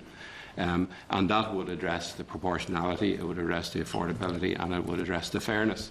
And without such a movement from the committee and from the system, it will continue to be an unfair tax and put an unfair burden on people. The other thing is that over a long period of time, it is just not sustainable. More and more businesses either will not start up or will go out of business. So it will get harder and harder, if you like, for the Executive and the committee to raise the money. So, Chair, if we could maybe just, at another point, come back to that point, because we understand that might be, represent, if you like, different thinking in relation to the current evaluation, which is within the system of how can we tweak this around the edges but still collect the same amount of money. Whereas one of our suggestions would be the tweaking is good and welcome, but could you also consider collecting a smaller amount of money for the reasons we've given? Okay, thank you, Nick. Larry, do you just want to add to that? Yes, well, I'm obviously coming from a property management company, and one of the big issues that we're facing at the moment is that of vacant rating. We have a number of properties, and I'm not speaking just for myself, and I'm aware this is happening across Northern Ireland as well as in Omagh, where we're getting a double hit. We have vacant properties in the main streets of Omagh town. We're not getting any rental income against them, and we're having to pay vacant rates. And obviously, from our point of view, that's not sustainable in the long term. Certainly, it's a manageable situation in the short term, but whenever the vacant rating for commercial properties was brought in 2004, I think it was a very different marketplace at that stage than it is now. One of the issues facing a number of property owners is they're bringing in tenants at no rent just to be able to pay the rates on the properties. And that obviously is skewing the market as well. It's leading to a change in the high street. It's leading to a lot of charitable shops, retail shops coming in where they don't have to pay rates. And so it's changing the face of the town centres. And I think, you can see that a lot already over in the mainland, where I know they pay 100% vacant rates, where we pay 50%. But is that a road that we want to go down in Northern Ireland as well? So I think perhaps the vacant rating side could be reconsidered as well in the current market. I'm not suggesting that it should be done away with altogether, but perhaps it could be reviewed until the economic climate stabilises again. Thank you. Okay. Okay, sure. Thanks very much. Very interesting, some of the points that you're making. And obviously, it's an issue that we constantly have to grapple with in terms of satisfying business needs and requirements in a difficult economic situation, and also ensuring that we fund public services. And there's that, how do you get the balance right, and do you get the balance right, particularly at times like this? In terms of your point, Nick, about the 50 million and the between 550, 500, 450, reducing that overall raising of rates from businesses. Do you have any ideas of where that comes from? Would you take that from, for instance, the business support funds that would come from the centre, or would that be something that the executive should explore in terms of taking it from elsewhere? What I'm saying is, in terms of other support mechanisms in place for businesses, for town centres, would you look at taking it from there, because this would be a greater priority? Well, I think our starting point in that is that if we accept that as a value, that it should be changed, as a principle, if you like. So therefore, given all the points that are made, and we know about the economy, it is the right thing to do to reduce the overall amount collected. So if we take that as a core value, or if we take that as a principle, well then, if the committee or the executive could decide, right, we need to do that. And then I think, in fairness to the general amount of money that's raised, in the executive, we've no doubt that be it this committee or the executive in general then put its minds to where would we then balance that £50 million, that there's no doubt that could be found elsewhere. We're not coming here today to specifically point to where it could be got, but our main point is that if we look at this in a reasonable, objective way, I think any interpretation would say that it is out of kilter, and therefore it's unreasonable to continue to try and raise the full amount. So therefore we should raise, be it 50 or 80 million less. And if that's a core value, or if that's a principle that you agree, well then it's a case of operationally then go to the executive and find it. And we've no doubt that it could be found. Mm-hmm. In terms of the system itself, I mean, obviously it is your opinion that it doesn't suit this particular economic context, and there's obviously some disparity, some imbalance there that needs to be addressed. Does the system itself need overhauled, and if so, how would you overhaul it? I mean, would you bring in a system in terms of rates a bit more tied to your profit margins as opposed to the present system? I mean, it's a very good question, and but let's just be quite clear about this. As you well know, what we all have gone through since 2007 has been much, much worse than any recession or depression in the last 100 years, more than 100 years. I mean, I've looked at the statistics of the 1930s, the Great Depression. This has gone on much deeper and much longer, and therefore it is incumbent upon government and the operation of government to take that into account. And problems that we are addressing with you are the problems that come from people who are in business, trying to keep in business with a rate system that really has changed very little over that period of great shock and turmoil in the economy. That's the fundamental thing. We also have what we're here talking this morning about is, where do we go from here? How do we keep people in employment, and how do we keep new people coming onto the market, creating business, particularly in town centres, and using the assets that we have, the capital, the land is there, the properties are there, using that efficiently. And the current system is mitigating against that. Now, to bring that then to your point, what can one do about it? There is a simple choice. We either address the current system and make fundamental change to it, or we change to a new system. Now, there's a number of new systems. Commonly, sales taxes are used instead of rates. Or you could, for example, use a tax on energy use to fall in with the programme for government's green agenda. There are other ways of doing it, but I suspect that the Rates Collection Agency will point out, rightly so, that it's such an efficient mechanism that it's going to be very difficult to get people away from that fundamental idea of raising money from property. I think there are things that can be done to change the property-based system to be much more proactive and efficient in terms of reacting to the collapses in the economy such as has happened. And I think that's the basis upon which a review should take place on what can we do with the current system.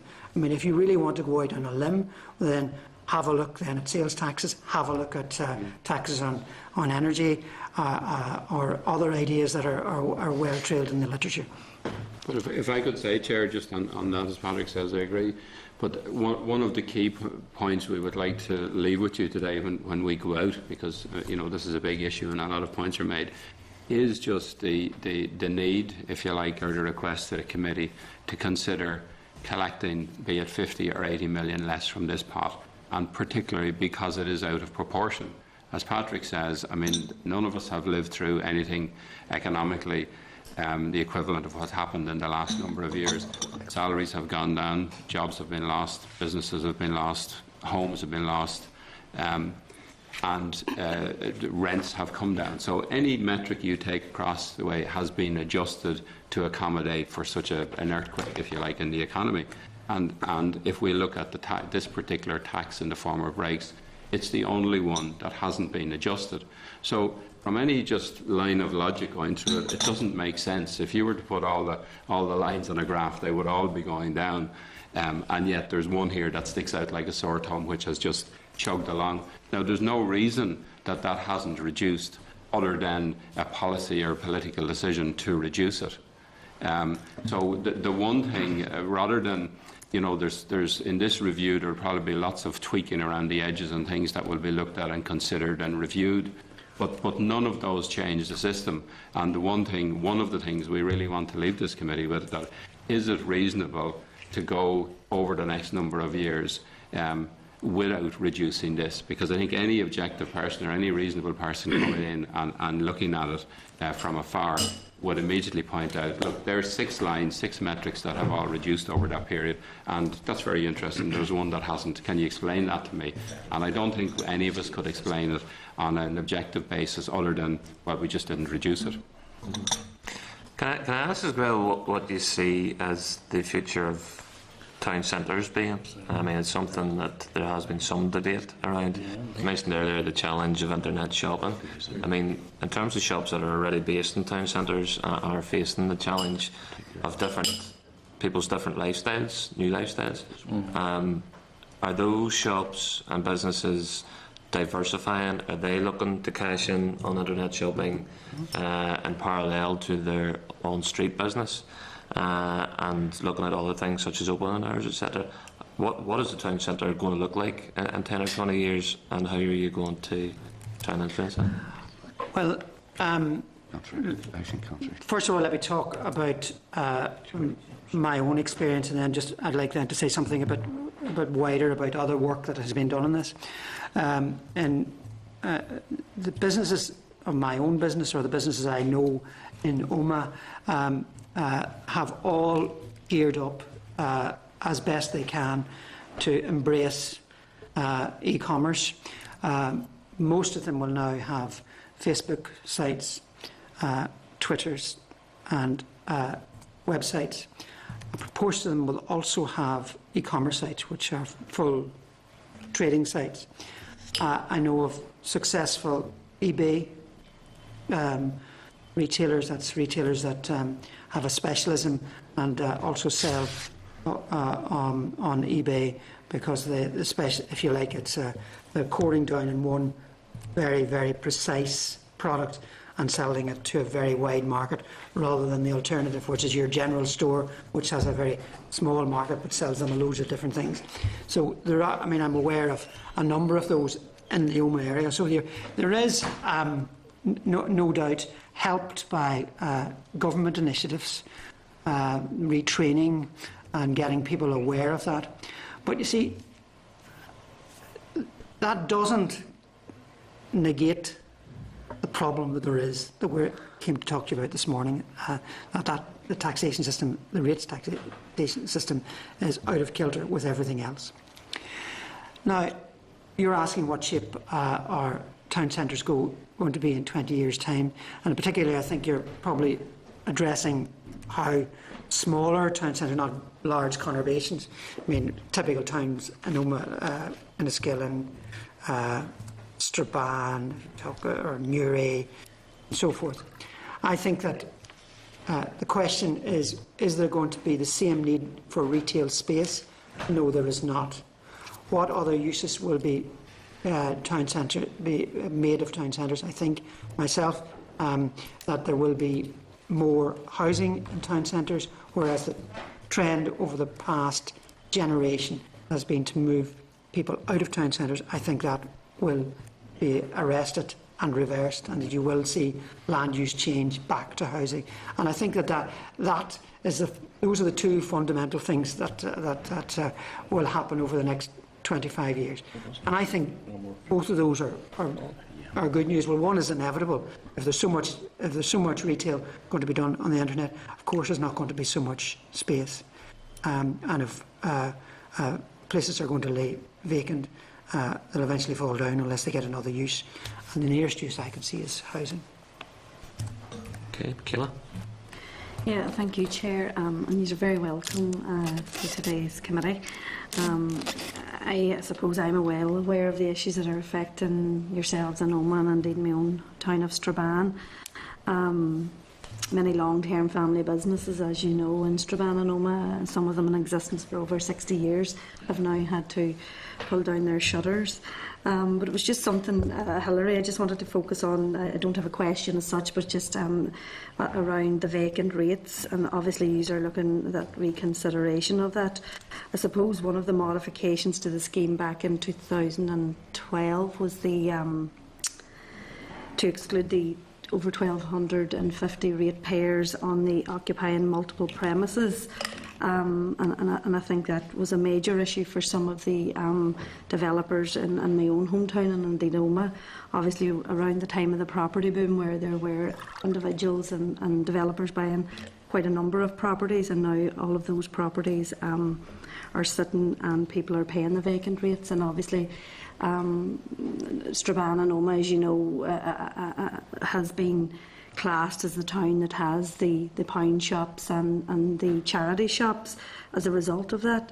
But I suppose in moving forward and extending the small business rate relief beyond 2015, you'd also, I'm sure, agree that something has to be looked at in terms of the multiple properties also being excluded from that. And I think we did have officials from the department here last week who has told us that whenever the new rate will go on the website come October, early November, that they envisage a large increase of appeals to the rating.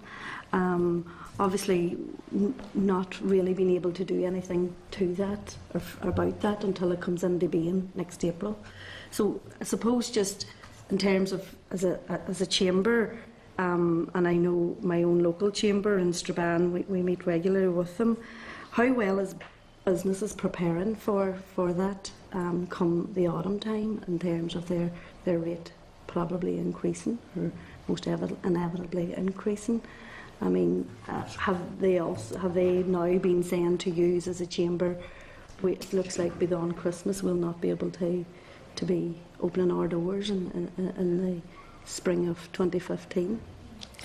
Yeah, I mean, certainly that's a big issue. there's tenants that are struggling all the time, and obviously for us, we're trying to work with them to make sure that they can stay in business, because the last thing we want to do is lose them as a tenant, because then that brings an extra cost back to us. We've been trying, I can only speak from my own experience, but with vacant properties that we have, we've been trying to improve them, to make them more attractive, to attract new tenants in. It's very difficult to do that. If your properties aren't in the prime location of the centre of town, you're very unlikely to attract particularly a retail shop or retail unit. But I mean, there's not a lot else that we can do, apart from keep on trying to market the properties and try to get tenants. With a changing town centre economy, with retail moving away, is it something that we need to look at to start bringing town centres back into use for residential use instead of business use? And then, there's obviously a lot of money investments required to do that, and that'll have an impact on the rates there as well. So these things are all having to be thought about. At the minute, I suppose what we're waiting on is just the results of the revaluation, and see where we go from there. And I'm sure Oma's no different than Strabane. I suppose the nighttime economy plays a big part, and I have to say in my own hometown of Strabane that the nighttime economy is actually maybe slightly better than the daytime economy in terms of retail. So yeah. Thank you, Chair. Okay, Paul. Thank you very much indeed, and thank you for coming along. And speaking from a person who actually is on a chamber of trade, I think it's vitally important that we do try to ensure that our town centres are revitalised in some way. And I do take on board, Patrick, your comment in relation to living in the town centre is one of the ways of coming forward, and I think it's something that we need to actually ensure is driven. But you did allude to a point where sales tax, and I appreciate that did come in a different format of dealing with it. Was brought in whenever we joined the EEC in 73 or 74, where they brought in VAT for the first time. Supposedly it was an EEC tax, but it has become slightly more than that. It has been used to raise revenue at a UK level as well. So, I think we have to seriously be imaginative about how we actually try to address some of these points. And you did allude to a number of businesses who have actually maybe removed themselves from the high street and are dealing with e-commerce solely from a warehouse or from a garage. And I might use that, where they're not necessarily even paying any commercial rates, because some of them are actually operating from their own home. They have found their niche market, they've identified that, and they're actually dealing with it on that basis. So I think there needs to be a little bit more investigation into how those areas are being looked at as well. And I think warehousing, and some warehousing ends up turning itself into retail parks. We have identified that within our own area, where it starts off as a warehouse or storage units, and before too long you find that some of those storage units end up being small retail to maybe part of them, and as a consequence that is affecting the high street. We need to seriously look at how we ensure that there's an even and a fair collection of rates across the board.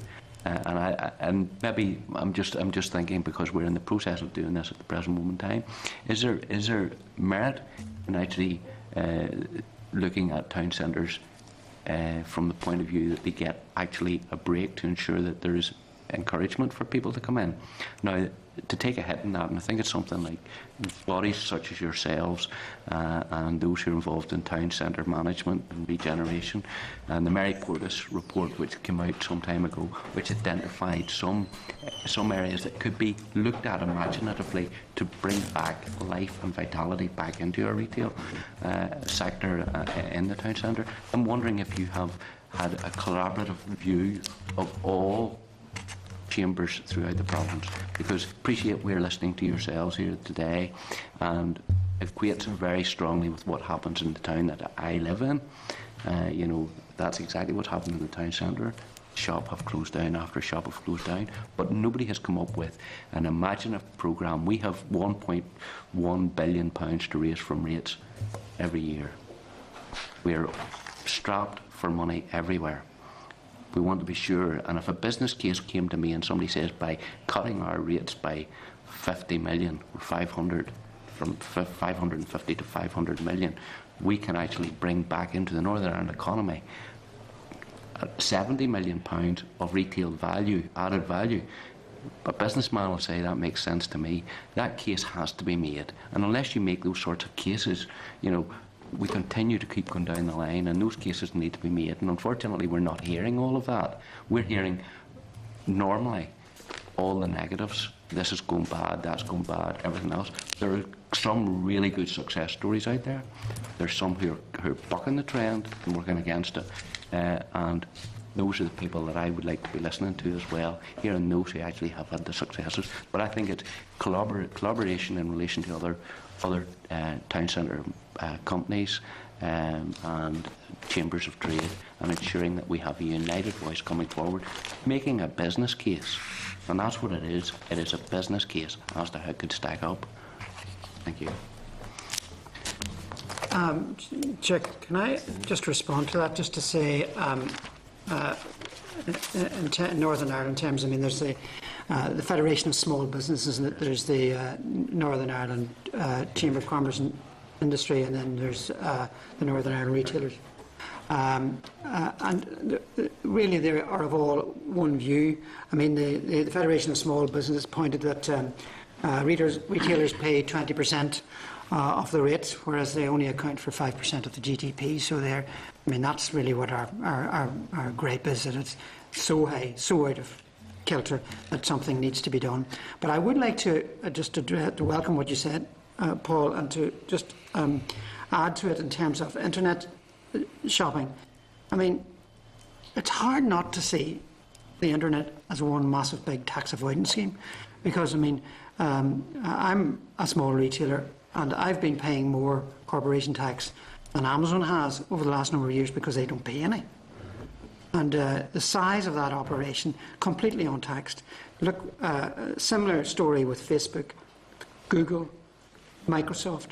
They've all located their domiciled their companies in such a way that they maximise tax avoidance and getting higher returns therefore than we as bricks and mortar retailers who are stuck to serving local communities can ever do. We can't do it because we're facing the community. We're not set up to face shareholders and move corporate headquarters around the world to suit the tax breaks.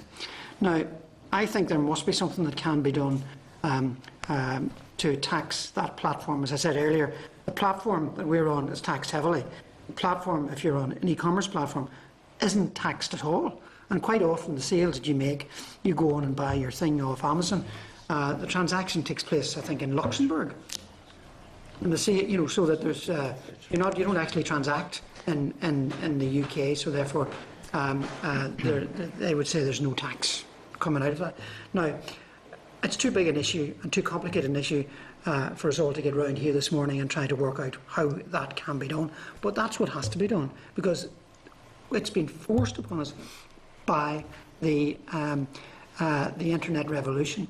And the internet revolution has forced things right throughout the economic system. Now it needs to force itself right through the taxation system so that everybody pays their fair share. That's what's needed, everybody paying their fair share.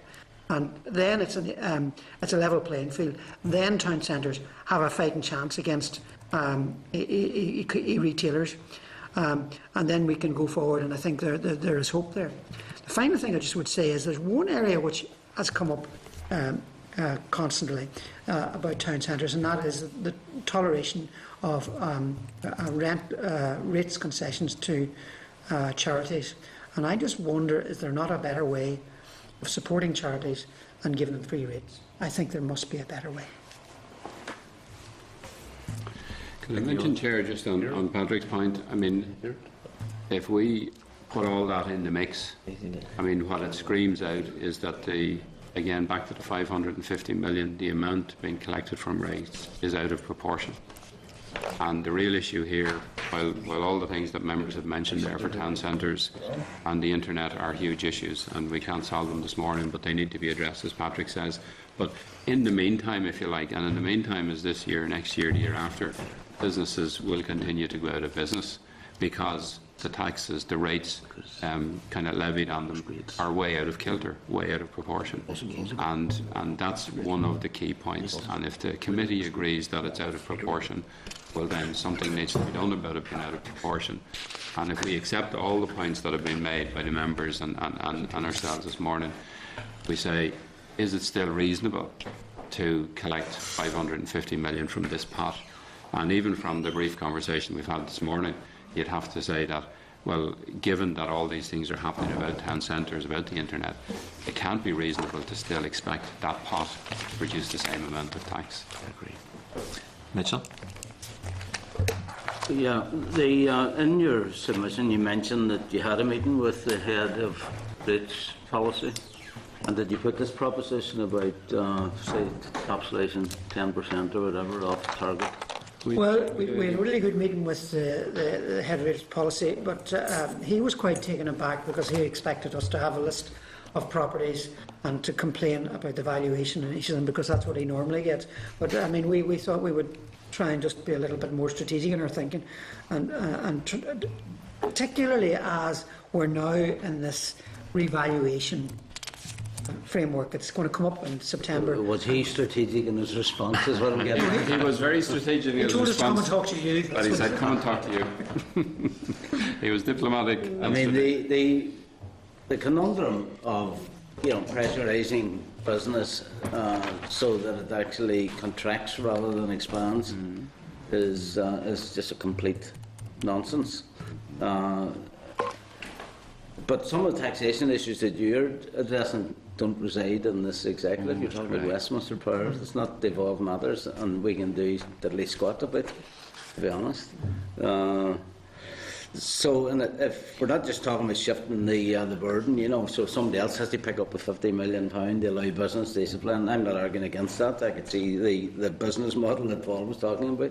Where would you shift that burden? Given you mentioned sales tax, and that would seem, I think, to address that particular possible option.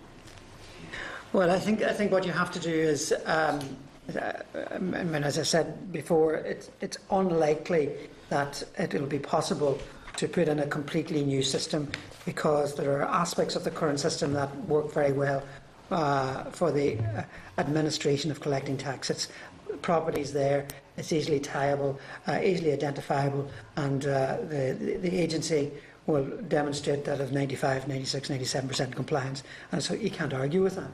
But what you can do then is start to look at, in a more serious way, about where you might address at the edges. I mean, we would definitely want to see a continuation of that small business scheme. We see benefit in paying for that with the levy. We see that there may be a better way, as I said, for paying for charities rather than giving them free rates. That creates revenue. And I think that what we also need to build in is a system whereby the rates that are levied are directly related to the value of the property on an ongoing basis, so that whenever the property value goes down in a deep recession, the amount that has to be paid goes down.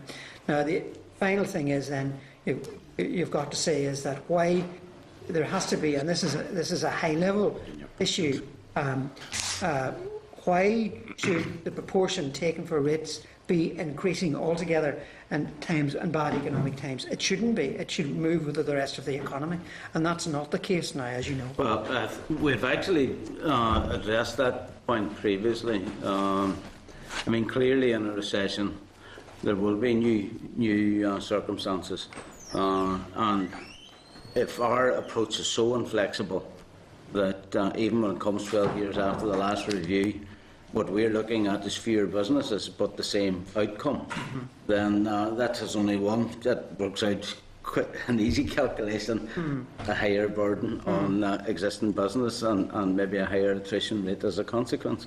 So that really does have to be addressed. I'm disappointed that he passed the book to us, because I think Not that surprised. what that might mean is that I'm going to have to come in here and answer these questions, because I do think at the very least that suggestion should be should be tested. If it can be demonstrated, and again, it's back to the business case model, that this would have the beneficial impact of allowing some existing companies to survive the recession and to look to better times, then we should at least get a response in terms of what are the options for, because we still need this £50 million income, where that could be created. It seems to me that the approach is just wholly based on an existing model and an inflexible approach which doesn't recognise that recessions come and go. And if European competition law kicks in, which it will in some circumstances, where we are limited as an executive in the ability to respond directly by providing support, or in how we can apply reliefs, then all of that has to be taken into consideration. But you just get the feeling that this kind of rigid approach takes no account of market conditions, and it doesn't seem to be the most prudent way to approach this as an executive. We've got to find ways within a reasonable kind of and competent assessment of the pressures that's on existing business, because they're no good to us out of business. They're absolutely no good to anybody out of business. Can I just say one more thing about that? I think it's important to say to you that a lot of the argument about rates, the response is, well, look, it's a zero-sum game. If you think you are paying too much and you want a reduction, that means he has to pay more, so we get the same amount. But it's not the case here, because what's happened here is we have a huge amount of vacant premises. And that all these vacant premises have become as a result of people being priced out because the rates are so horrendous, and for small business, even with the scheme that was put in place. So it's not a zero-sum game. There is value and economic potential to be gained by taking action. And I mean, that's bound to be good for every town in Northern Ireland, not just one. Well, we're not going to solve this here, but I mean, in fact, it's not that easy a solution to find where you're going to, take action is a good enough expression, but it doesn't actually tell you what that action would be or where you would find the opportunity to generate this money, because in terms of balancing the books and on projected expenditure and whatever, there is a need to generate a set amount, and other members have already spoken to that. But it seems to me just that there has been insufficient attention paid to the attrition that there is on existing business, and that costs you more money in the long run, in my view. That's the point I would get at. Okay. So we may need to kind of talk to these people again, I think, Chair. Mm-hmm. Could I just say, just on that point, I mean, one of the objectives we had today, if there was even agreement in principle, just as you've outlined, that this seems unreasonable in a time of recession, I mean, it seems to me now, if we, our other colleague from the Rates Division, had an answer to where you would find the £50 million, well, then maybe it could be done. So the issue isn't really this morning as to whether it should or should not be done. We're all pretty much in agreement that it should be done. It's only a case of where the money can be got. Now, on the opposite argument is, just because we can't find the money this morning doesn't mean we shouldn't change the system. So, I mean, if there was agreement in principle, or if we can even leave with the committee that there is an understanding that less money should be raised, and then the energies go to, well, where else would it come from? But that's a secondary question, because up to now, and from our meeting with the Rates Division, I mean, what prompted us to come here was that the feedback from the people who we met was that this idea of collecting less than the 550 million was never even considered. It just, it just hadn't been thought of, and it wasn't in the system. So that was one of our key objectives today, to try and get it into the system. Okay, Leslie, first on you. Thanks, Chair. Yes, thank you very much. It's very interesting. Good food for thought. I was particularly struck by Patrick's comments on the relationship be the ratio between the amount of rent that's charged and the amount of rates that's charged. And as you'll know, the exercise is being conducted on rents rates, which the department will be using really to come up with a new set of figures. That's complicated, and again, you referred to that by vacant shops, landlords, settling on the rates, setting aside the rates income, so therefore no rent, and of course then the high number of charity shops on the main street. I was just wondering, how much work have you done, if any, just on the ratio of rent versus rates in your area? Have you canvassed your members, or? We've had meetings in this where it would be mainly anecdotal evidence. There's not a systematic study taken of all of the premises in Oma or wherever and compared one with the other. But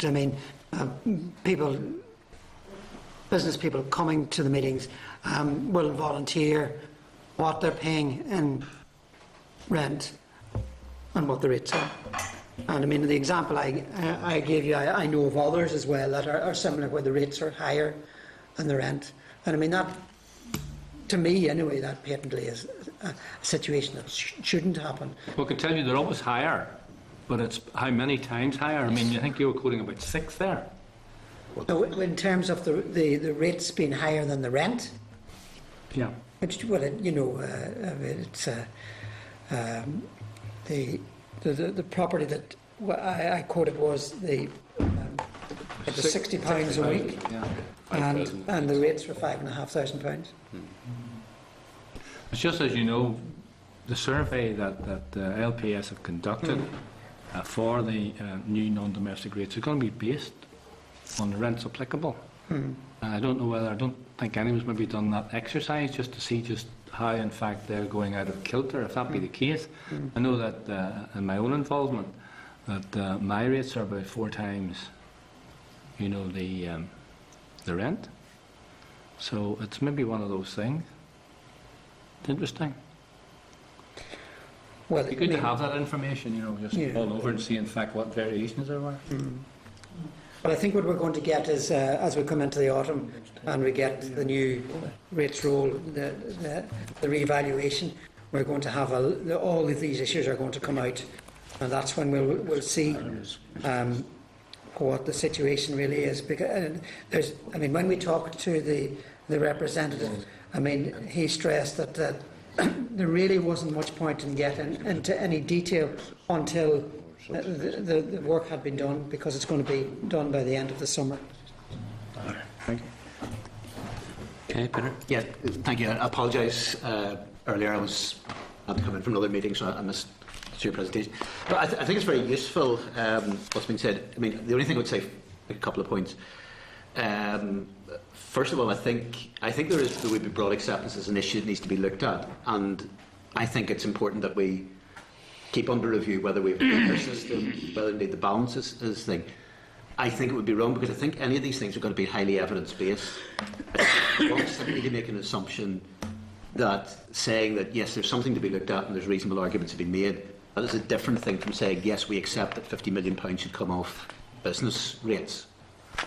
Because it is, with respect, and I appreciate the point that Patrick made in terms of, if you have, for instance, a lower business rate, that may stimulate greater economic activity. It may stimulate actually more shop fronts being used. But Mitchell is absolutely right as well. This is a zero-sum game, ultimately, in the sense of, I think realistically, nobody is suggesting that we can simply take 50 million out of the system. 50 million's got to come from somewhere. Now, it might be that, in terms of business case, that lower rates may stimulate an extra, say, 20 million of that through increased activity. But that still means, and I think it's important that it's not just jumping on, and I would suspect that some of the possible solutions that have been suggested are not ones that will necessarily be a sales tax. I'm not able to get sure, for instance, a sales tax, whether that be something to be doable under European law and that sort of things. I suspect that with what is there in terms of VAT, that's not realistic. But just the question I want to ask you, just in relation to it again, I think it's important, again, reasonable arguments can be made, but unless there's proper alternatives put, then I think it's not going to go very far. You've mentioned, for example, the issue of charity shops. And I think I can understand from a retailer's point of view where that is, but you then said, well, I think there's a better way, some way of supporting charity shops or whatever way, except outside of the rating system in that regard. Do you have any thoughts at all on what that alternative could be? Because again, if there was going to be any change made on rates at charity shops, with the best will in the world, that is not going to be made in a vacuum. You know, it would be very interesting to see the fate of any party or any individual backbencher who brings in the rates on charity shops amendment bill, and just see how well they do, sort of in terms of people's reaction to this. What's right? Go and try it this. I don't know. I mean, I don't know. Maybe I know. Maybe you may be allocated to higher office reasonably soon, a different sphere of things on it. But I don't know. I think. But you know what I'm saying in relation to that. So I think you need to put a wee bit more meat in the bones and saying that there's got to be a better way to help charities. I'd be interested to hear if there was, and maybe to be fair, it's an unfair question to throw at you immediately now, but if you have any other thoughts as to how that's doable. And the other point, I suppose, just finally to pick up from Leslie's point, I have heard a lot of people having concerns over the balance between rent and rates, and there's clearly been, by definition, because of the way the market's gone, there's been a degree of rebalancing. I'm not quite convinced it's of the scale that you've indicated, but what I would say is if there's a strong case for that to be made, and indeed to support your bid, I think whether it's yourselves or other organisations, I think it's got to be done actually on a evidence-based scientific basis.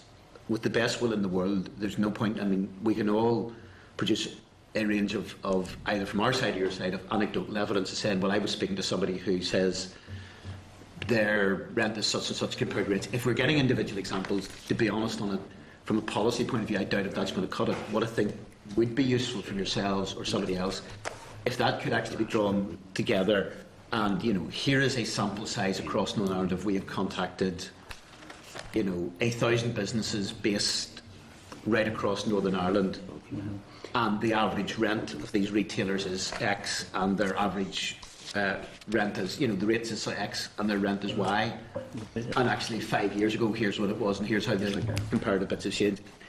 That's the thing which I think could have a degree of impact on it. But if we're, with the best will in the world, if we're simply talking about, well, I was told in the meeting with such and such, the balance on it, anecdotal stuff isn't really going to cut it from an evidential point of view in terms of a policy change. Chair, just through you, I just want to respond to that. Peter, I think the basis of our approach is that it is better to keep people economically active in businesses in town centres, if at all possible. And I think that it goes back to a question that the chairman asked at the very beginning, which was what schemes would you withdraw in order to allow for the fact that the rate should be lower. So, in other words, he was indicating that there are lots of things that are done to facilitate and help businesses in town centres. You couldn't have those and reduce the rates at the same time. I think it's preferable to have people in businesses working than have to have doors closed and having to fight to maintain the viability of the whole town centre. So that's a much, much better approach, and that's why I think the approach should be that we attack the onerous nature of the rating system as it is now, the fact that it's inflexible, that it does not allow for the rolling of the economy up and down, and particularly in this recent depression where it has rolled well down and the rates have just kept going on and on at a high level. It's far, far better, I think. Patrick, to take that, the only problem I can see with that, and I can see what the reaction is going to be, I understand the logic of much more flexibility in the system. I understand that, leaving aside just the effectiveness or efficiency of doing that. But the flip side of the coin on that is, if you're getting a situation, if what has been more or less a historic level of rates, and if you like, a lot of the other costs, because of things you say, like the rental side of it, have gone down, rates haven't, they've more or less, I wouldn't say plateaued, but more or less have relatively small increases, but essentially have remained pretty much where they are.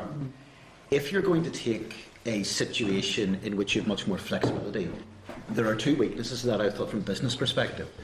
First of all, from a certainty point of view in terms of what your bills are projecting forward. you're going to get much more swings and roundabouts in terms of your levels of bills. So from projection of having a rough idea, well, you can project 2 or 3 years down the line that maybe you're going to be paying at the moment 5% more in your rates than you are at present, or whatever. There's that side of it. But the converse logic of that is, in tough economic times you pay less. In good economic times you pay a lot more than you're paying at present. Now, when, because there is a bit of an upswing, you end up with businesses paying 15 or 20% more than what they're paying at present, do you think that that would be particularly welcome to the business community on that basis? I can see a situation, it's the same way with whenever we're talking about revaluation. If somebody's seeing their property as a result of revaluation paying a lot less rates, they'll be saying this is a great thing. If they see as a result of revaluation that they're going to be charged a good deal more, they'll be massively up in arms about it. And I can see that's a problem. Are you saying that you would accept swingeingly large increases potentially in your rates? Well, if it's a more economically advantageous situation, let me just say if it'll be an issue of flexibility in that regard? Nobody's going to welcome an increase in the rates. I mean, we know that. But if we just go back to the real issue, which is the zero-sum game issue that you refer to again, I just think it's better. It's not a zero-sum game where you've got vacant premises as a result of the policy as it is now. You have something to gain by operating it in a different way. That's the fundamental point that I make. So therefore you will keep... But ultimately it is a zero-sum game on the basis that unless you're going to say, well, actually we're going to take a certain level of expenditure out of things and not spend it, make cuts of that nature, you're still ultimately, and I can appreciate, and the argument quite often goes about the issue in a wider global and national scale, on the basis of what levels of taxation in terms of income tax. Do you cut income tax as a form to stimulate economic growth and to actually, and there's an argument that sometimes cutting tax has then led to an increased tax take. The bottom line is there's got to be a zero-sum game though in terms of the amount of money that's got to be brought in by whatever source has pretty much got to be the same. If I could say, Chair, just on the... I mean, the main point we're making really is that, yes, it is a zero-sum game. And on the two sides, if you like, on the Assembly side and the committee side, zero-sum game works fine. But it doesn't work fine on the other side, because in a zero-sum game you're going to have winners or losers. So in the last number of years and in the years ahead, unless we change the zero-sum game, the winners are going to be the Assembly and the committee, and the losers are going to be the businesses. But the main point in it, and we could talk about this 10 different ways. The main point about it is that either this committee and the Assembly accepts the principle that it should be proportionate or it doesn't. Now, if the committee accepts that it should be proportionate, there is appropriate flexibility then in the system, because if somebody's paying rates of 5 or 10% or 15% of the business costs, you can say that's reasonable. If it goes up to 40, 50, 60, just to exaggerate it, at some point if it becomes unreasonable. So the committee at some point, and hopefully in this review, has to say, well, what's the reasonable proportion, and are we up at that ceiling, and change it accordingly. Otherwise, within the zero-sum game, there's going to be winners and losers, and we know where the losers are because people are suffering. Yeah, but with respect on it, if you're saying, again, it comes down to the fact that if you're saying it's proportionate, keep an open mind in terms of that, ultimately that will mean at either times accepting proportionality will accept that there has to be winners and losers, because you're still ultimately got the same envelope of money to come in. Accepting is proportionate, and consequently it fluctuates in some shape or form in terms of the amount you pay. If you're not paying a certain amount of money, somebody else is picking up the tab, or similarly, if you're paying more, you're picking up the tab for somebody else. So with respect on it, you can't get away from it. But come back, I suppose, finally, just to the point, and I would really encourage you to whether it's yourselves or through some of the representative organisations, to look at some sort of empirical evidence basis on the rate and rents bit, so we can move away with that.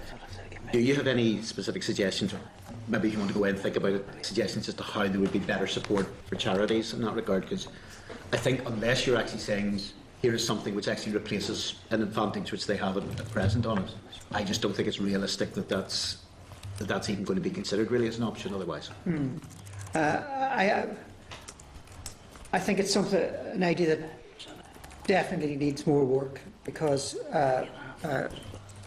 But I think the concern that we would have is that if you look at the town centre of Omagh, the onward march of charity shops up the town centre doesn't really enhance it as a shopping destination. And lots of town centres in Northern Ireland are the same.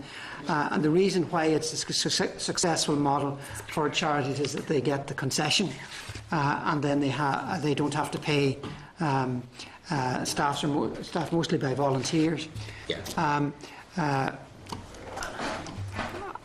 I think when I suggested to you that there is a way of reducing the advantage of that rates concession rather than taking it away altogether. Again, I accept that. What I'm saying is, though, and the important thing is that when we're looking at stuff, ideally we'd be looking at trying to provide solutions. Yes. And at best, and I understand the rationale which says if you change the mix from the point of view of concessions on that, you may be able to then adjust the mix of shopping within the likes of a town centre or whatever to remove that level of advantage. And I think that's a perfectly logical case to do. From a practical point of view, what I'm saying is if that's to be a realistic proposition, I think it needs to be bottomed out with not simply saying reduce the level of advantage charities have and in some other way support them. I think you need to have a bit more concrete solutions around what level of support could be given from a practical point of view to charities, if there was any change in that to effectively compensate charities for whatever loss, because I think from a public perception point of view, charities represent a lot of very, very good causes. The idea is simply of taking something away with them and, well, sure, we'll get something sorted. I don't think that's good enough. I think there needs to be some sort of meat put on the bones of that if that's to be a seriously considered suggestion. Through the Chair, could I just say something on that point? That, to me, comes back to the issue of the vacant rating. A lot of those charity shops are moving into buildings where landlords are prepared to give them the building very low rent because they'll pay because the rates burden is taken away from the landlord and the charities still don't have to pay it. And I think if that vacant rating policy wasn't in place, you wouldn't see so many charity shops coming into the high street. I think it's skewing the market. But if you had a situation which the vacant rating property was, for example, if a vacant property, there's no rates to be paid on that, what's the big, is there Well, surely the fact that some level of rates burden means that there's actually more of an incentive for a landlord to actually at least go out and find somebody. But what I'm saying is I think that's why so many charity shops are moving into the town centre. It's because Well, I understand that, although, to be fair, I've seen that happen in a range of town centres from long before the vacant rating side of it. And I would also say the alternative perhaps then to a charity moving in, because of that level of pressure with the vacant bit, is actually simply it remaining vacant. I'm not sure that particularly helps increase footfall either.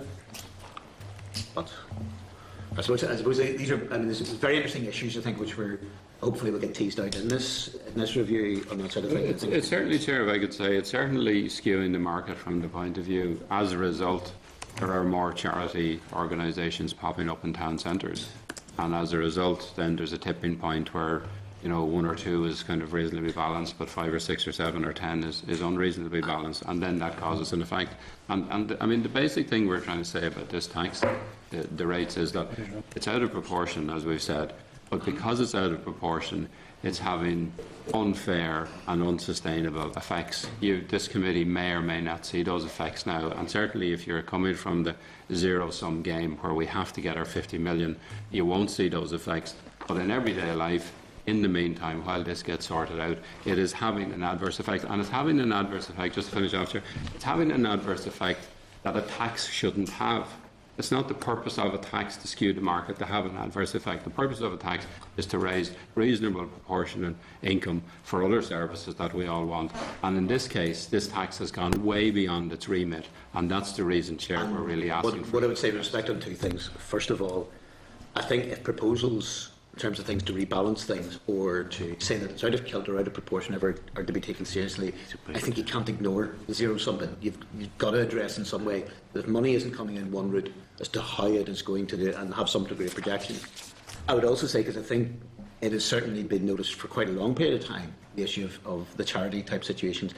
Again, what I would suggest is I think it's important that part of that then, if you're going to make a case around that, and make a case for a change of mix it. Again, if that's evidence-based, again, apart from simply saying it's going from a few to a bit more effectively, you know, I think if you're able to choose statistics which say, well, actually, in terms of town centres, 10 years ago, there were so many across the board, it is now at such and such a level, it has increased, you know, it's actually the evidence bit rather than simply sort of, here's a bit of simple empirical evidence on that side of it. Chair, maybe on that, we're maybe not saying that necessarily as our role. We see our role, if you like, to bring it to the committee's attention, and then with the resources of the committee, with the resources of the executive, and with the resources of the rating agency, you say to them, this needs to be addressed. I mean, we certainly got a feeling from our meeting with the rating agency. One of the questions, just to keep it balanced, was that could it be done if the rating agency was asked to collect 50 million less, and where would it come from?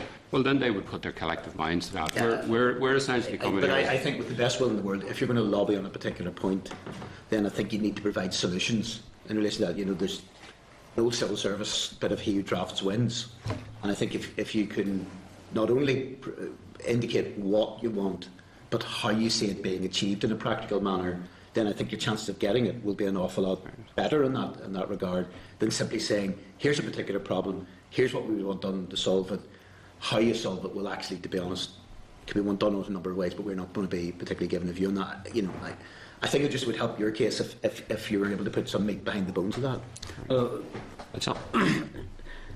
It's worth mentioning at this point that you know, the £550 million in zero sum doesn't even tell the full story, because the executive has in fact set aside some of that income for the small business relief scheme. You know, so it's not, at the end of the day, it's not entirely zero sum, and it's not entirely the question that the executive are locked into getting 55 million under any circumstances. So, you know, I just wonder, like, if the exercise, the re-evaluation exercise, provide an opportunity to cast the projections in the absence of what was seen as an economic downturn measure that was meant to be short term. But, you know, it almost gets, you didn't mention it, which I found very interesting. But, I mean, there's lots of businesses are benefiting by that particular initiative. But maybe it's kind of, it's distorting all our thinking, you know, because the income, this re-evaluation exercise is now designed to achieve a prescribed income being applied to what I think must be, logically, given the downturn, a smaller business base. So it's increased pressure. But there was an initiative that was extended in a number of ways over the period of this downturn, which is actually drawn directly from that pot of money, that is the executive giving it back again. And maybe we're just wasting a lot of time shuffling the cards, you know, that we could take a wee look at it again. But, I mean, I don't know how well received it would be, a proposition at this stage. Well, let's just forget about the small business release scheme, but we'll set a lower target of income. Okay, members, leave it there for now. Fascinating debate. Certainly will give it some consideration after the session as well. Okay, thank you very much. Thank you very much. Thank you. Thank you very much. Thank you. Thank you.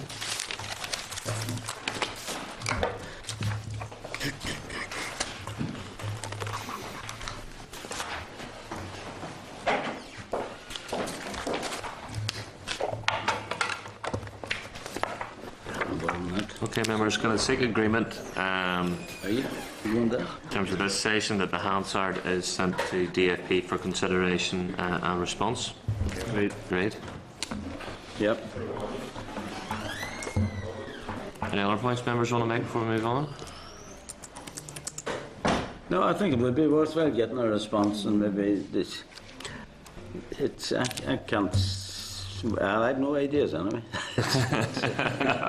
It's a diminishing kind of argument, isn't it? One point that was made, and it's been made by a number of groups that I've met with, who have actually identified, much as they feel charities need to be supported, you know, we can get help to be able to generate some income from the high street, but they have stated that there should be some areas where they're not permitted. Actually, some high retail value spots should not be identified as potential sites to be used as charity outlets. and as such then you restrict them from actually having your main town centre to actually side streets of the town centre. So we're getting the balance right so you don't end up with empty shops instead of charity shops. I know this is the other point. It's also, I suppose, as part of that, the Chair, I mean, with best will, that's grand. I think it's a reasonable enough idea as you're projecting going forward on that, but it doesn't actually impact in if you've got actually a town centre which is maybe a third or 40% of the main charity shops at present. We can't, presumably that wouldn't allow the planners basically to clear people out of those particular bits. Well, I understand that. Do you then run into a situation where, for the sake of argument, if say there's a new shopping complex going in close to a town centre, is there an argument that, say, some of the traders are in one area where the charity shops are allowed are then disadvantaged compared to an area where they're excluded? You know, I mean, there are difficulties. Is that not meant to be one of the downstream effects of the business district concept, you know? Yeah. You know, on the levy, on the big kind of retail outlets, they certainly would be, you know, they'd be in a position, given that they're paying the levy, they insist that the streetscape has to be conducive. There wasn't much mention made about the 20% reduction that almost 50% of small businesses are availing of in the province at the present moment in time under the scheme that is there. And if they don't feel that that's given value for money, I think there's another way maybe that they should have been coming forward. And that's why I said they need to come back with other ideas. If that's no, I thought it was a valid enough point. Okay, members. Adrian, you want to make? No, I was just going to say they weren't really fans of the rating system. Do you know anybody who is? Have you ever met anybody? There's about 4 items of correspondence just draw to members' attention. Page 222 of the pack is a DIP response to an individual who had written, I think, through Leslie Creed, who had brought it to the committee. The person had considered that the case brought by lawyers in the PPS recently in terms of equal pay issues might have a bearing on the Judge Babington judgment on the NIO PSNI case. And the DIP is just explaining that there were 2 different legal arguments, 2 different sets of issues. So it's just to get agreement amongst the committee to send that to the individual correspondent for information, Chair. Great. Yeah. Then on page 224 of the pack, there's a response from the department to the June monitoring round. The department's bid for £40 million capital in relation to various Invest to Save projects and the risks and the anticipated savings around that. So it's really just given the scale and the kind of the urgency of the project, it's just to check if the committee wish to receive an oral update briefing maybe after summer recess, Chair. Agreed. Progress? Yeah. You see, on the equal pay thing, I mean, obviously the Minister's been trying to kind of find a way around this particular problem, and it may be that there's only one way of kind of dealing with it now, given that those legal judgments and whatever have approached it incrementally.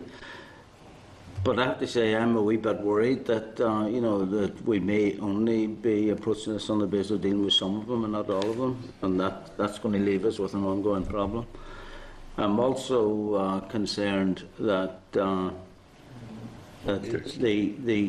particular source for the funding of the Minister's approach on the particularly on the NIO and the former PSNI RUC secundees, I think they have to be dealt with, and I'm supporting all of those outstanding cases, because I do think that there is an element of unfairness about the settlement that was negotiated with the trade union movement. Would there be value in us getting an update, you know, from the department on where this is at? Yeah. Because my understanding is that there may be a problem about the indicated source of the funding that the Minister's putting forward. But members will know that I've been trying to be careful here not to tie his hands, because I think the court judgment did that sufficiently well. But nevertheless, he has clearly been exercised by it, and I think that's a good thing. But I want to make sure it includes everybody. Chair, I think that's a good suggestion to get a briefing. I mean, the only issue is, I'm just trying to think, in terms of as to whether, if we do that, it's on the basis of maybe the department, because I'm conscious as well of either raising or dashing people's expectations a bit as well in connection with this, and also maybe the freedom. I don't know whether there might be a sort of a private briefing, essentially, the department. Oh, I don't they mind. might be sort of freer in a position to say things in that regard, because I'm conscious, and I mean, I think Mitchell's right in terms of, I think, got to be give that bit of flexibility to try and get this sorted. I'm sure everybody wants to see this sorted in the right way, but if we sort of box the department into a particular corner, it might actually make it more difficult to. The pressure point, I think, which will come in all the parties, is that if it's not already out there amongst these people, this aggrieved constituency, it certainly soon will be. And there'll be those who'll be saying, well, no, we're going to be, hopefully we're getting something. And there'll be other people who will have no indication whatsoever that they could have any expectation of it. And I think that is a pressure that all the parties are going to have to try and cope with. So, I mean, I wouldn't at all argue against your proposed approach. I think that at least will give us the information to work on, without making things more difficult for maybe a minister that's prepared to come at this positively. And it has to be sorted sooner rather than later as well. Yeah. Chair, just so I'm clear, so it's an update briefing specifically on the PSNI NIO? And offer the option of doing it as a private briefing to the committee. And in terms of timing for that, it'd be after recess? Presumably, I don't know. I mean, I'm not actually hard and fast on that, but I don't know how quickly that could be arranged. Yeah, okay. We'll come back for that if we have to.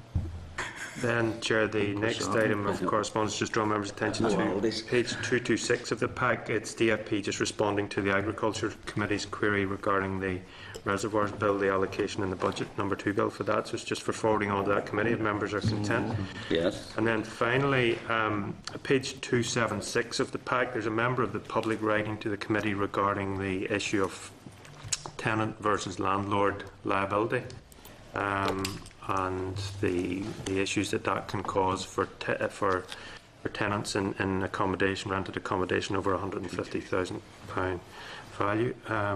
So the last the committee got on this from the department was a briefing, I think it was last June, on the outcome of the consultation. So it's just to check if members are agreed to forward the correspondence to DFP for direct response, and also to seek an update on the current policy consideration on the issue of liability. Great. Yeah, that would be good. I mean, there was in fact an attempt to define through the tenancy agreement, but it had to be in writing where the liability lay, so there could be no either manipulation. I think the specific kind of worry was that landlords were maybe abusing their particular position in some instances. Rates clearly had to be paid, but if people aren't being given a tenancy agreement that specifies, that your rent is for rent only, or your rent is inclusive of rates, then they're going to continue to be vulnerable. So I think we should just specifically ask for an update on that, and whether that is now the regulated position. Okay. Committee Work Programme, page 297, 298. Members content it's updated to reflect agreements made today. Agreed. Any other business? Next meeting is, in the last meeting before the summer break, is Wednesday, 2nd of July at 10 a.m. Okay.